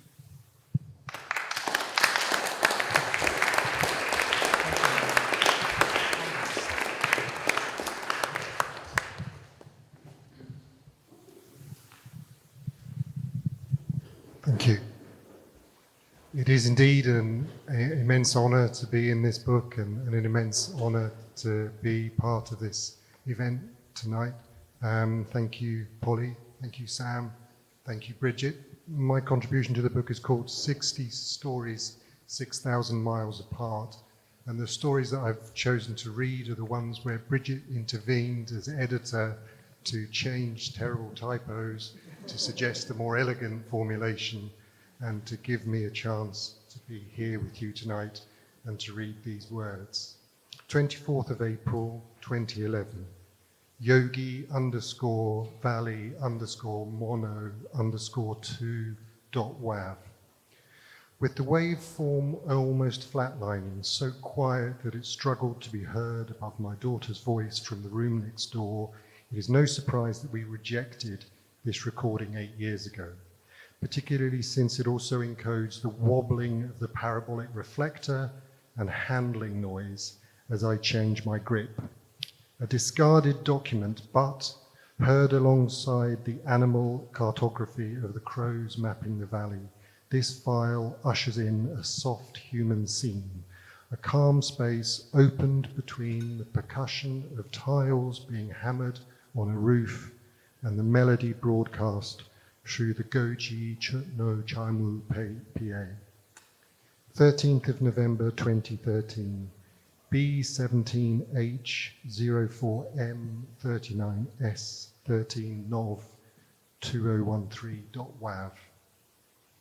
Underneath the overflights, water squeezed and released in hisses that build then recede, scattering song from an undulating finch flock, other unsourced chirps, calls, smart stepping feet and some that drag, a pair of pairs sped by loud breathing into and out of my range, and 8 paws, clicking claws, ignitions, door slams, engines idling and racing, truck reverse alarms, merchandise stacked and unloaded, voices throughout, and, in English, after a trudge of stairs, "Don't tell me you got the AWACS. Yeah, beautiful light.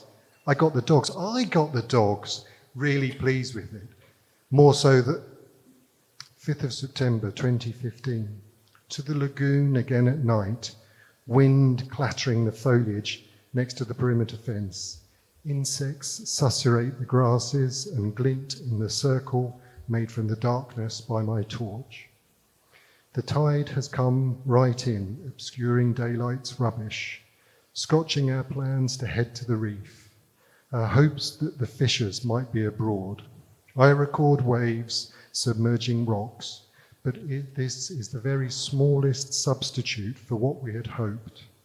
Rain begins to fall, streaking the orange halos of the base security lights. Back deflated to the beautiful apartment, wearing a necklace and bracelet of insect bites. 6th of September 2015, with Rupert and Kozo at a dockside fish restaurant, all invited there by Yosa-san.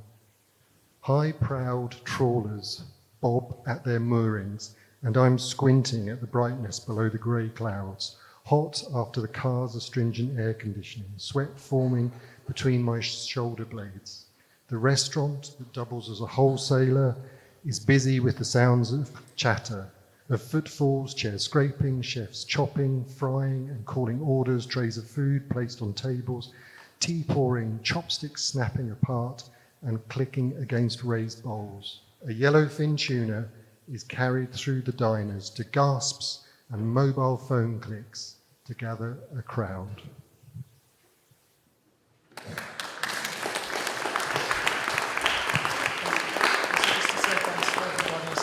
Wonderful timekeeping as well, so I'll hand over now to Susan.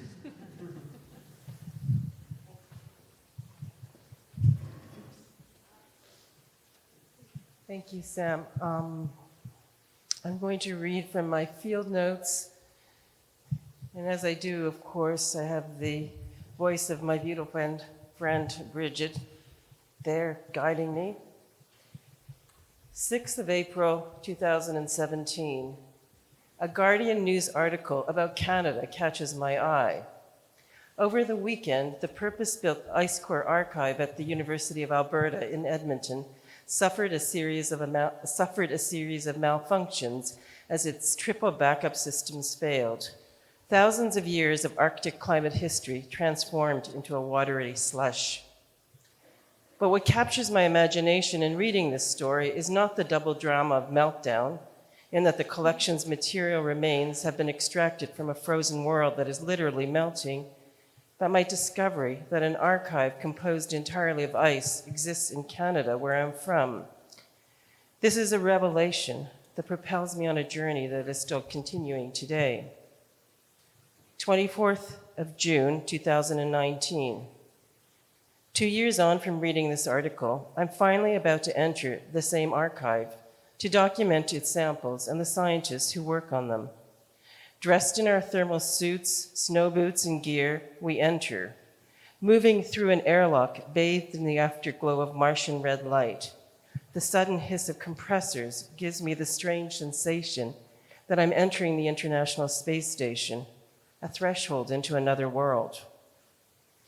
27th of June, 2019.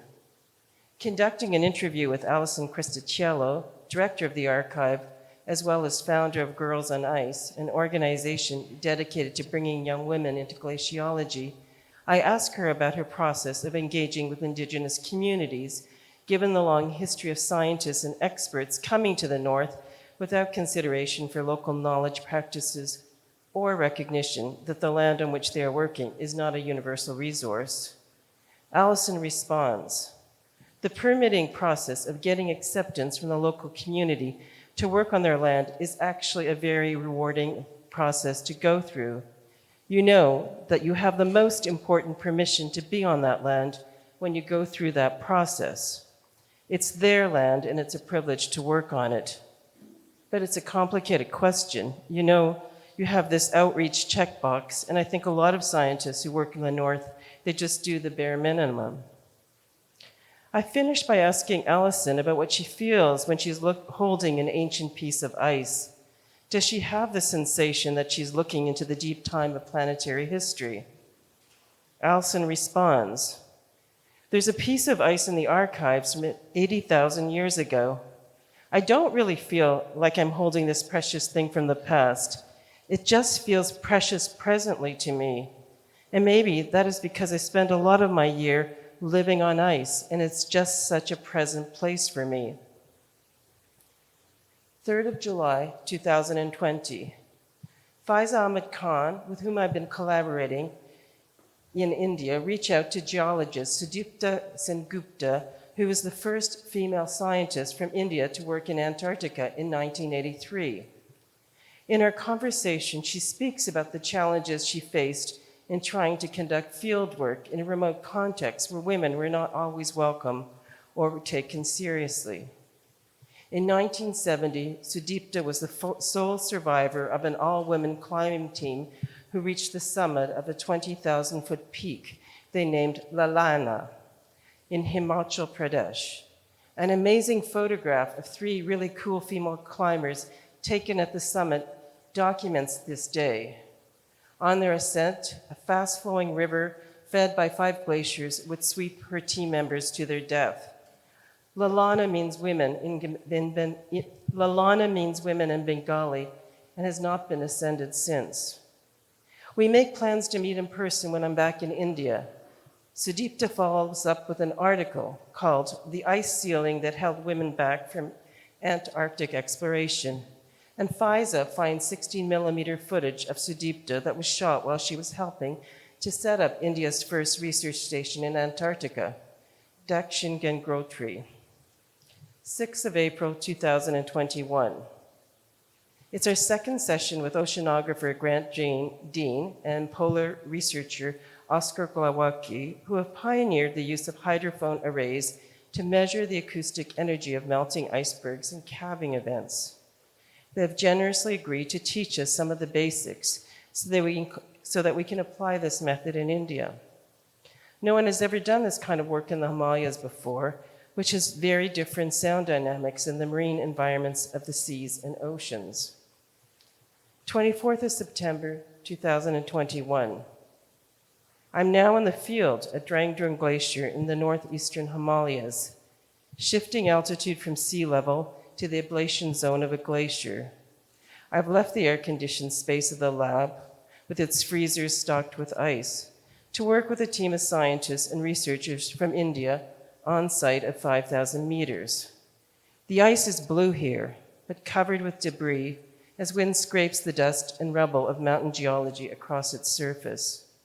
We place our ears to one of its moulines, an icy wormhole drilled into the depths of matter, and can hear subglacial emanations, the rushing of meltwater, the crystalline pinging of breaking shards of ice. Later, we lower our hydrophones into the lake at the glacier's snout, and the sounds of ice become even more animated, more urgent.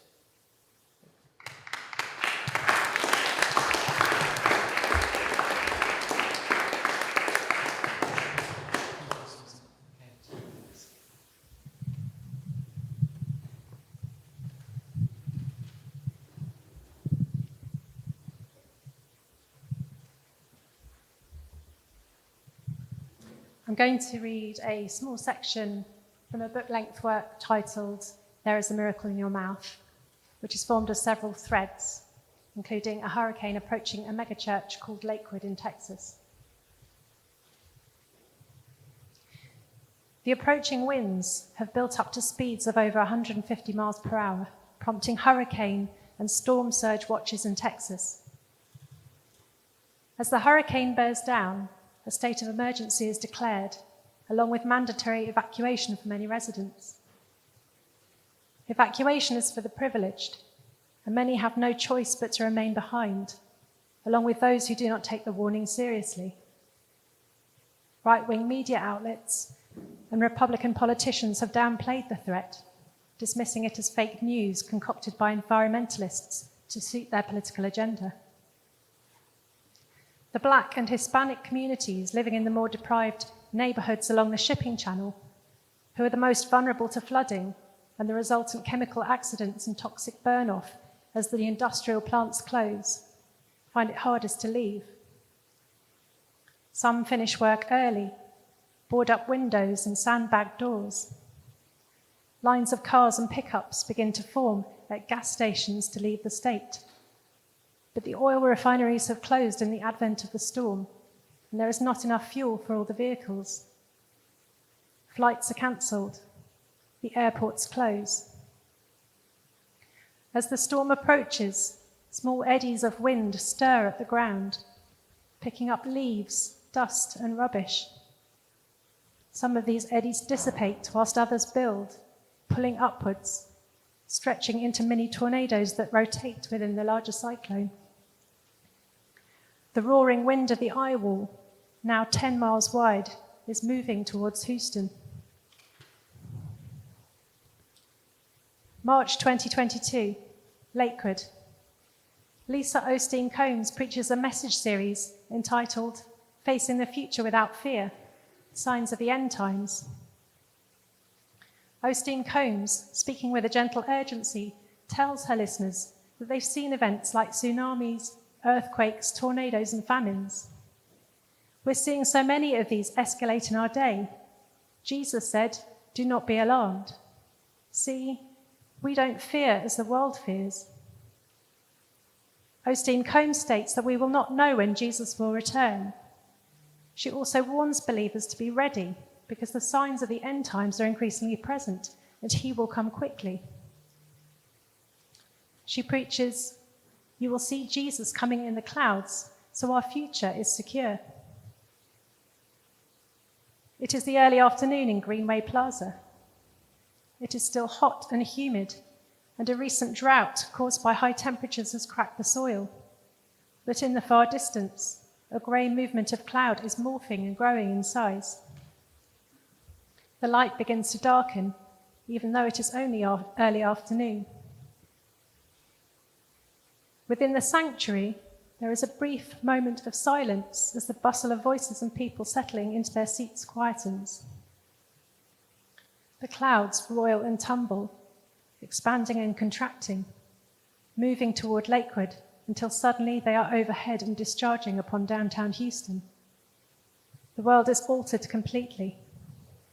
The bayou and air appear to close in on each other. Solid ground disappears. The rain, a grey veil, makes everything indistinguishable. The sky is all grey, hurling water, heavy, unyielding. Water begins to pool and build in ditches and gullies. The bayou breaches its banks. People begin to abandon their cars as some, losing traction, slide and crunch into one another. Trees are bent over, whilst the older bald cypresses cling to the land. Weaker branches and diseased trees lose limbs and split. As electrical lines break under the pressure of the wind, power outages occur in homes and businesses. The lights suddenly plunge the congregation into semi-darkness as the stage is brilliantly lit up. 16 white spotlights search across the sea of bodies. At the same moment, a tsunami of noise hits us as the worship band starts up with its opening song. The auditory oversaturation is unprecedented. We feel the heavy thud of the bass vibrating up from the floor into our feet and legs. We look towards the stage. A smoke machine is sending out white drifts around the legs of the performers. The high-definition screens are relaying song lyrics set against sublime images of crashing waves, filtered to maximize effect. The lyrics repeatedly tell us that we are not adrift. We are anchored. We belong. An image of an eye in a storm is overlaid with the words, Christ alone, cornerstone.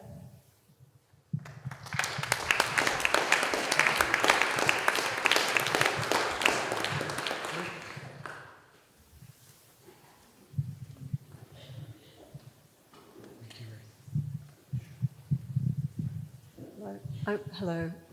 Thank you very much for inviting me to read today. I'm going to read some extracts from the book, and I would never have written this essay, I don't know what it is.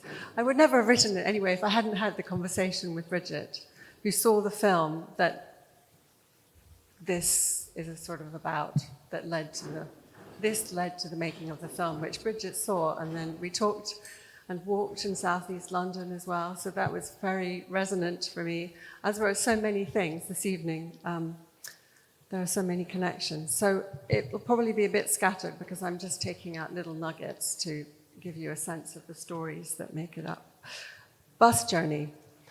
As you leave Murmansk behind and drive beyond the last hill, a row of white tower blocks appears like a fortress on the horizon. As you get further away, it becomes a row of white teeth poking above the greenish bare slope. I find the view starkly beautiful, as well as brutal and out of place in this Arctic landscape. It is also oddly reassuring, reminding me of the comforts and escape routes of the big city. The bus journey that day is long and slow and hot. First a paved road, then a bumpy, poorly paved road, then an unpaved, rocky track, and then back to a paved road again just before we reach our destination. At the start, the bus was full, but people get off along the way. I film out the window, not to miss anything, though there isn't much to film. The speed and roughness of the ride makes the footage pretty blurry. It was a sunny day, but then the sky gradually turns hazy, and we start noticing puffs of smoke, and then streams of smoke, and then low flames racing along the surface of the tundra. It reminds me of heather burning in the north of Scotland, but this is uncontrolled and unintentional.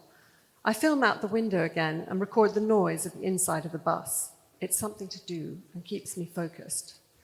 The flames come closer and are lapping along the edge of the road now. The smoke is thick, making us all cough. The stuffy, bumpy ride was already sick-making and interminable, with the low-level anxiety that comes from uncomfortable journeys into the unknown. At the moment, I'm also worried that I'm in the middle of what would be a forest fire if we were below the tree line. I remember the words of a sailor I met on the White Sea who told me it takes the tundra 10 times longer than elsewhere for plants to grow. And I remember the alpine gardens at the top of the White Mountains in New Hampshire that I was brought up to love and respect in their fragility and endurance. There will be nothing left here tomorrow but charred ground. We are met off the bus by Anna Pavlovna, who shows us to her flat in the new village where we will stay.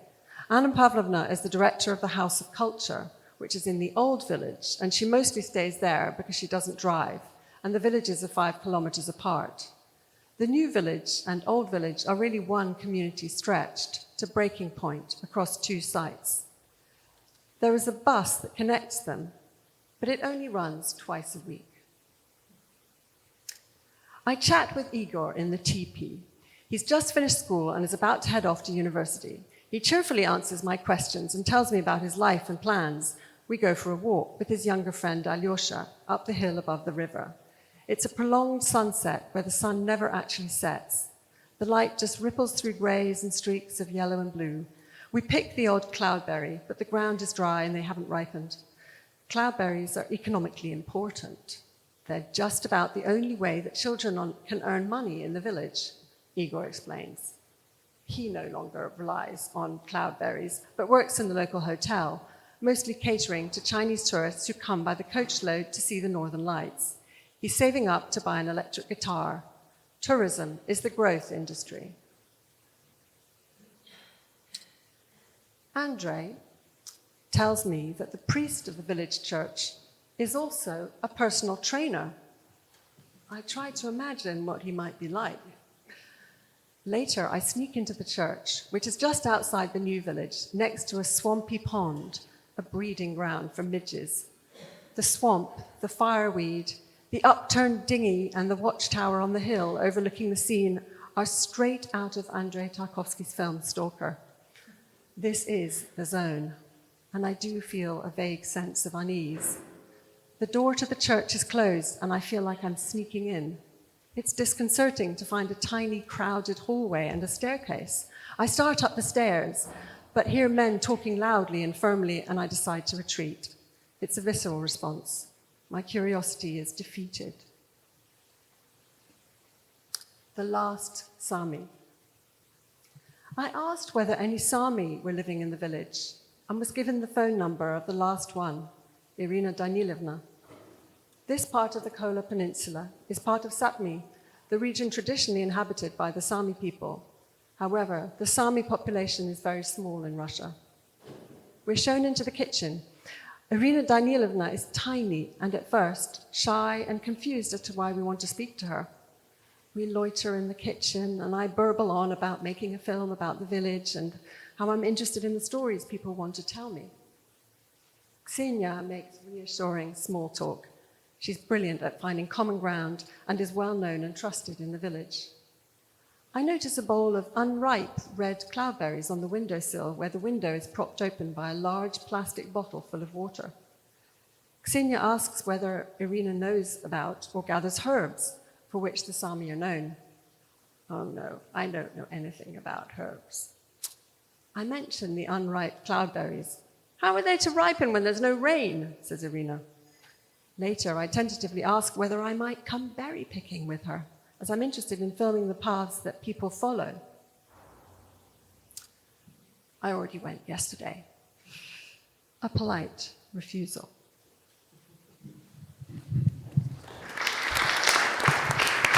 Thank you. So we'll hear now a recording from Simon. So I first met Bridget when she was working at the showroom gallery with Kirsty Ogg. I did a talk there as part of a symposium, and then Bridget worked as an editor for the collection of essays that arose from that event. And I think that was probably 20 years ago. Although I didn't get to know her then, I remember thinking that she was so attentive and precise in her editing. It was deeply impressive. So much later, Bridget applied to do a PhD with us in visual cultures, and I became a supervisor. So there's so much to say about those years, the trials and tribulations, but also the excitement of embarking on that kind of project. Suffice to say, reading Bridget's drafts and talking with her, I was always struck by her originality and her inventiveness, and indeed a commitment to ideas and to her research.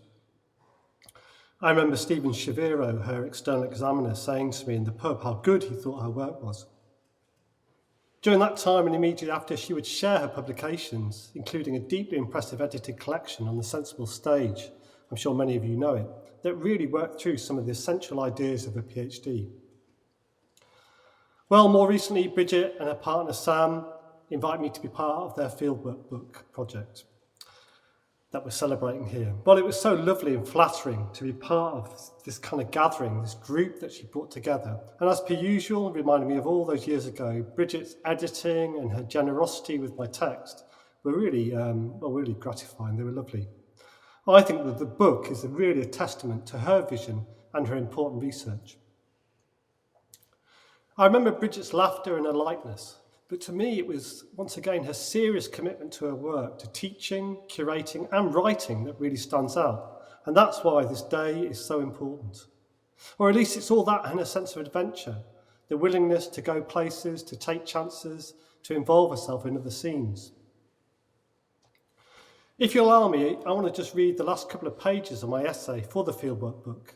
The image that you can see up there is of the map that comes at the beginning of the novel Ridley Walker, which is partly the subject of my essay.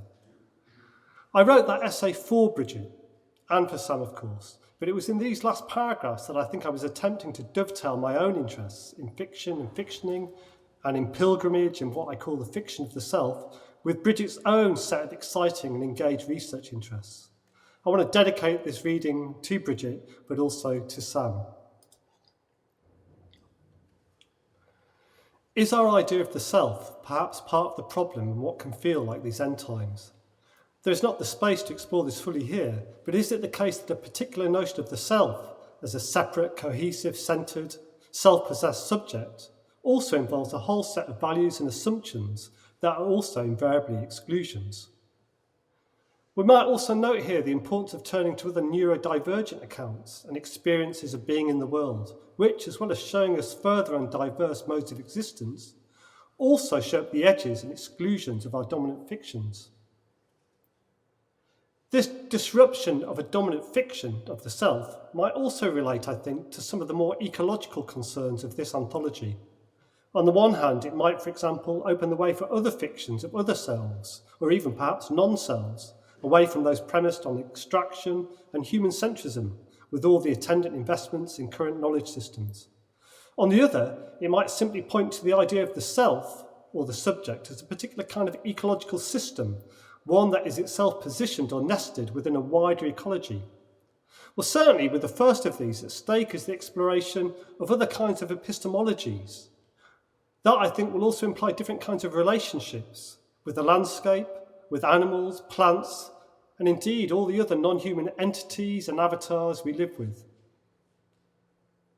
Finally, to give all this a slightly different slant, might we also say that this kind of practice of fictioning a pilgrimage is also a performance, the performance of a fiction that then reveals the fiction we always already are. This idea of performance, some kind of effort or work, actively taking on a different perspective somehow, is, I think, important. The kind of self-knowledge that is being at stake in this essay, the seeing of the self as a fiction, does not arise from inert reflection, but needs to be performed somehow. The fiction needs to be written, as it were, characters or avatars invented, landscapes figured out. So I think a kind of field work, albeit more experimental and concerned as much with the subject as any object. There is a kind of analytic or at least therapeutic project here, and a practice, to both grasp and care for the landscape of the self as it is, with all its various investments and values, but then also to write other possible landscapes and to inhabit those too.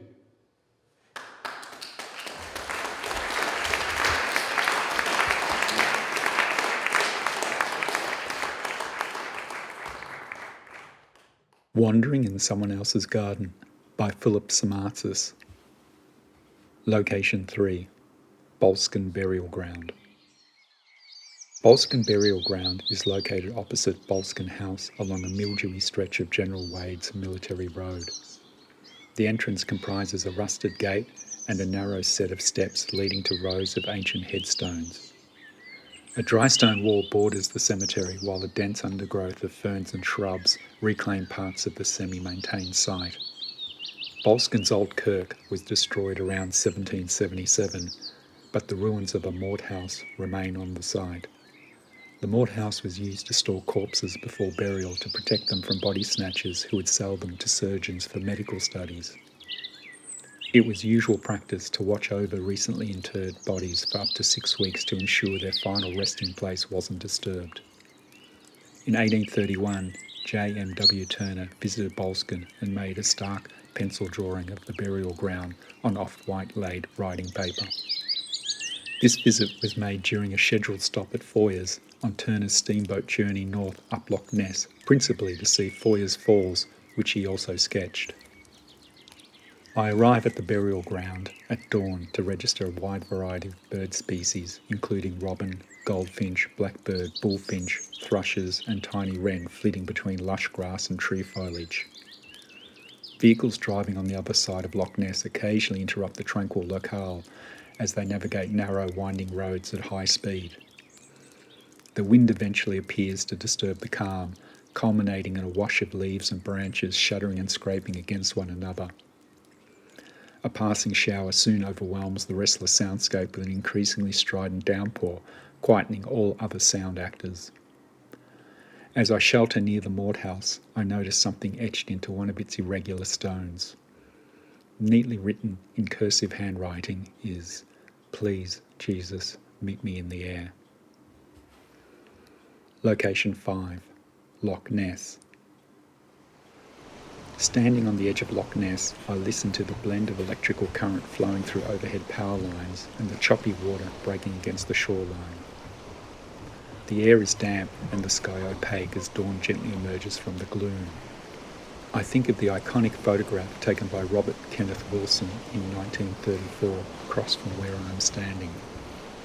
While time and space displace us, the uncanny qualities inherent in his image are palpable, solemnly expressed through air, water, light and sound.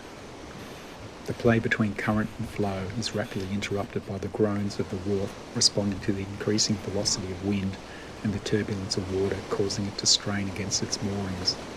What initially appears as an idyllic vista turns violent as wind and water buffets the elongated white building lined with blue trimming housing the hydro scheme, a form of revenge expressed by atmospheric disturbances for the constant demands it makes of the surrounding environment.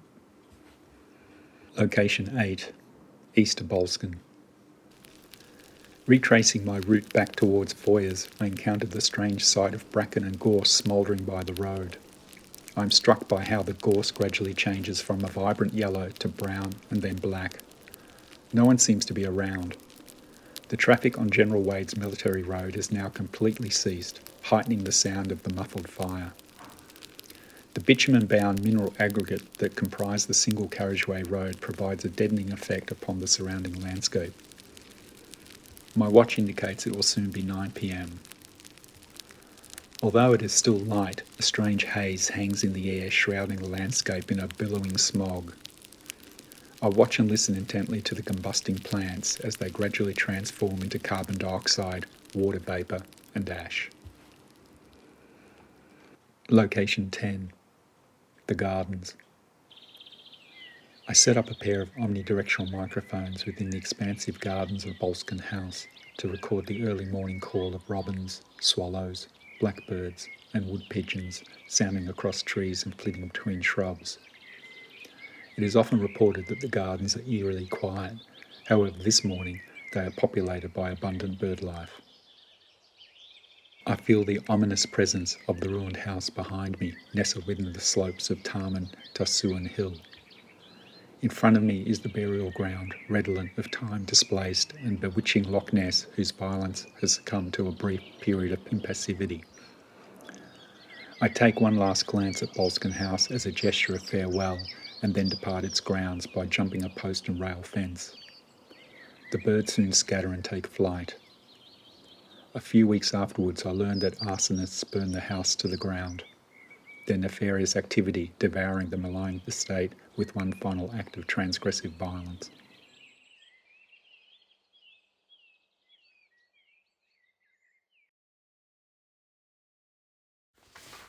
I'm reading some fragments of text from the essay that I think Bridget would enjoy. All about us were geological reminders of what Nina Mollers discusses as the relatedness of our present to the deep past and future. But what of the future? It seems much closer now, due to the amplified effects of climate change that have been unfurling with ever more ferocity, even in the short span of years that have elapsed between making the walk and now. In the past, the cues for it have been difficult to perceive visually beyond the accumulating data. However, on that day, it was something that we more readily sensed as the sun shone on us, too warm for the middle of winter.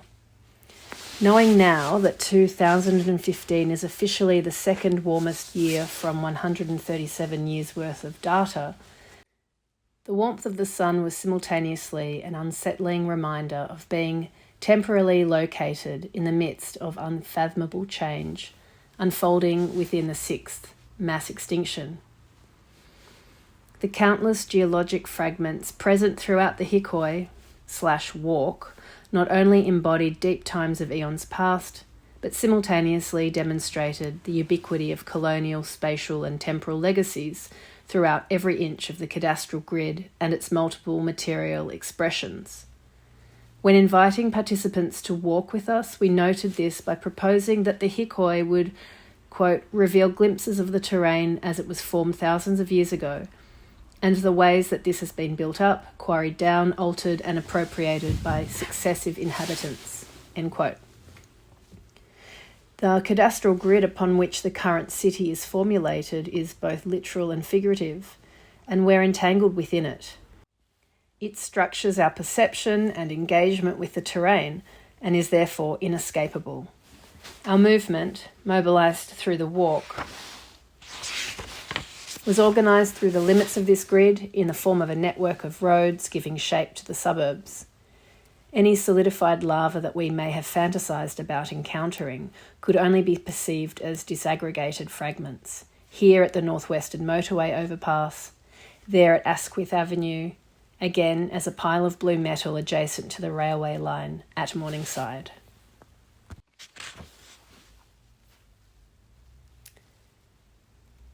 To become attentive to our minerality in its less vital and more enduring form is, according to Catherine Yusof, to appreciate that we are in extremely close contact, enmeshed even, with matters and energies that form the non-human dimensions of a collective human subjectivity, constituting what she calls our geologic inheritance, which, she argues, we are indebted to. Deep time persists not only in the strata of the geological terrains that cradle and stoke existence, for example from the rocks that edify buildings and provide the foundations for roads, to the limestone that helps bind the concrete that smooths over the terrain, to the iron that fortifies constructions, to the oils that lubricate transportation systems, to the coal that ignites the electrical grids. We are incalculably implicated. But it also endures in the structure of bones, the minerals of bloodstreams, and the common element of carbon upon which biological life is built. Transformation is happening everywhere around us in movements so slow they are mostly imperceptible. So when we're provoked to contemplate ferocious change, our precarity and vulnerability is made clear. This realisation puts into perspective the tremendous forces that permeate humanity's brief moment in geologic time. After lunch, Peter Toure told us the story about the park that we were in, being used as a place where people gathered before the major anti-apartheid protests against the tour by the South African Springbok rugby team in the winter of 1981. The streets we were passing through that moment had been, 34 years earlier, lined with shipping containers employed as blockades by protesters who contributed to the struggle against apartheid while raising awareness of race relations at home. This example underscores the importance of public parks for collective gathering, strike and struggle, as sites for those who collectively labour to produce futures as yet undetermined. Futures that are replenished by work done in the present. This kind of work can never be completed, for the future is a contested place, which must always be fought for.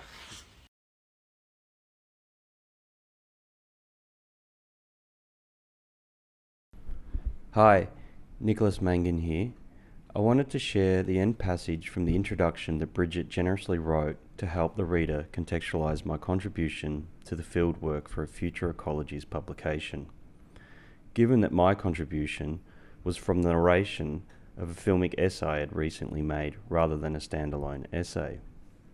Over Zoom, Bridget and I discussed the rationale for my project and her way of drawing out understandings and insights driven by her unique and warm curiosity and rigour helped me to understand with more clarity what it was that I was actually trying to achieve in this work. This conversation for me was like a gift, as Bridget helped me to articulate some things that had been until that point somewhat muddy and opaque. And I think this is a unique quality that she had that was enabled through the generosity that she brings to such conversation. And Bridget wrote in this introduction, despite the positive ethical implications of the circular economy that Limits to Growth project mobilises, Letter to Rye articulates Mangan's dissatisfaction with the project's neat conceptual circularity, and he speaks elsewhere of this desire to engage with a more speculative methodology. Letter to Rye is thus concerned with both the material unmaking of the work, the shredding, and the recuperation of the material and mechanic infrastructures of the Limits to Growth project, and the conceptual unmaking of the project through its address to considerations of form, process, and method. Mangan goes on to explore this speculative methodology in his subsequent Termite Economies project.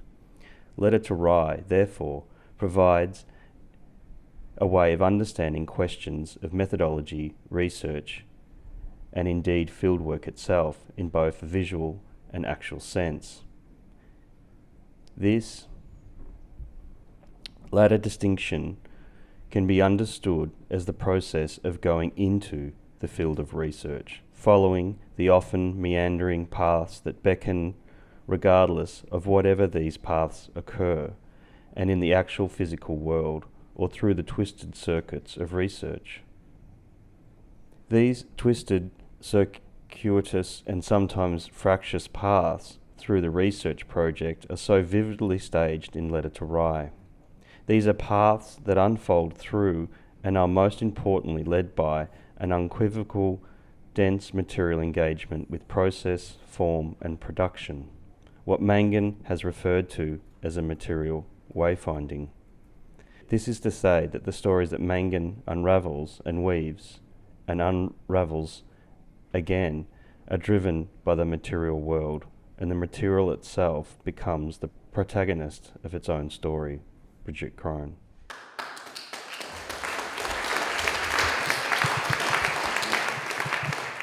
Good evening, my name is Patricia. And my name is Katerina. We're speaking on behalf of Advanced Practices, the MRes and PhD program that Bridget was a key part of and remains of significant importance. Due to a series of unforeseen circumstances, there are only two of us standing here tonight, but we would like to acknowledge that this diagram we're presenting is the outcome of a collective effort.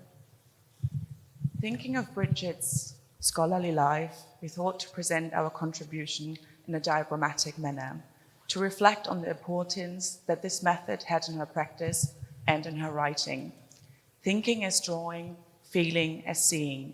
In one of her texts, it was Bridget herself that described the diagram as a moment of appearance and actualization, as a projection of images that operates as a method, a tool, to articulate the complexity of the world in which we are immersed. At this moment, we would like to highlight that this image is not an exhaustive representation of Bridget's scholarly life, but rather one of those flickers, a momentary snapshot of some of the multiple encounters that were initiated by her teachings in and beyond the program. A fraction of concepts, persons, texts are overlapping to undo and redo, to remake, and even sometimes to confuse our relationship with them. This visual proximity enabled us to draw new connections and re-encounter Bridget's writing and practice, a labyrinth of encounters in which we situate ourselves. Since time doesn't permit us to go into the image's detail, we would like to share some brief personal experiences in approaching this image with you. What is a body? Bridget's preoccupations and questions around bodies, what constitutes a body, how it senses, how it moves, what it does, shifted my thinking into an immersive mode of being. Her attention to words and worlds continues to ripple in my practice. sensible stage, flicker time, swampy ecologies, or turbid images. The twinning of words in Bridget's writing is not only something that deeply resonated with me, but it also was something that I aimed to contribute into the making of this diagrammatic image. For me, this twinning of words calls forth attention and entanglement that constantly animates unconventional entries into Bridget's writing. In the sensible stage, Bridget herself writes how the doubling of stage and sensible is a movement of expansion and contraction that suggests what lays for her at the heart of the theatre, namely the tension between commonality and estrangement, immersion and separation, affection and distance, action and positivity. Over the past years, I was extremely grateful to encounter Bridget's scholarly writing by being situated in and immersed into those tensions. Up until today, their effective and mobilizing potential follows me in my personal practice. We would like to end this contribution by evoking the diagram's potentiality of world forming. Operating from the middle, this modality of world forming offers for us a way into expansive ways of imagining. Similarly to the diagrammatic image, Bridget's practice never feared the big image. Instead, her ambitious, eager, and rich thinking, as well as teaching, has and will continue to lead us into many more academic adventures.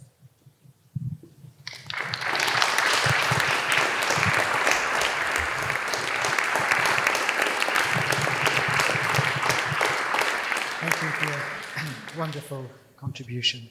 And to close this part of the night, I'd just like to invite Arit to come and say some words.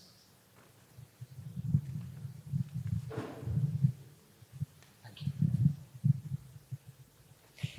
So much has been said and so much has been felt, and so many friends have gathered here this evening with full hearts. And I wanted to take this brief moment to reflect on what it is to have a wonderful colleague, because that is what Bridget and I were. We were wonderful colleagues. Although we had knocked around the department simultaneously for 10 years, we didn't really share a history. And then when we began to work together in the Advanced Practices program, we began to share a present, which is a powerful thing. This program, which has no obvious logic, is entirely founded on the premise that we have to find the space to create possibilities, and that those possibilities can't be overly directed. And also founded on the understanding that despite the fact that both Bridget and my formation a long time ago were grounded in and immersed in the potential of critical theory, we had arrived at a moment where we understood that things were driven by practice and not by theory. That theory followed practice rather than what we'd been kind of educated in, that practice followed theory. And so united by that, united by an endless kind of preoccupation with methodology and bookending Astrida's opening, we brought various eccentric qualities to this awkward party of ours. Bridget brought a sense of seductive delightedness to absolutely everything she touched. And I brought, I think, a kind of ecstatic intellectual tripping. And together with our colleague Adnan Madani, who's the third part of this program, we began to sort of think not of excellent practices, as the name might confusingly indicate, but of practices that propel us forward, practices that project into futurity. And of the sort of how to work with what everybody has already brought to the party, not necessarily. I don't think we ever, in our endless hours of meandering conversation, thought about what we should be teaching. And every sentence began with maybe. Maybe this, maybe that. Maybe those two spliced together. It was a true delight to start this program together with Bridget. She was a partner in every possible way, in the simple, self-understood ways of taking on the burden and doing the work and doing it rigorously and responsibly, and in the less obvious ways of speculating endlessly and of bringing her great contribution, which was to see the delightful potential in absolutely everything. So to Bridget.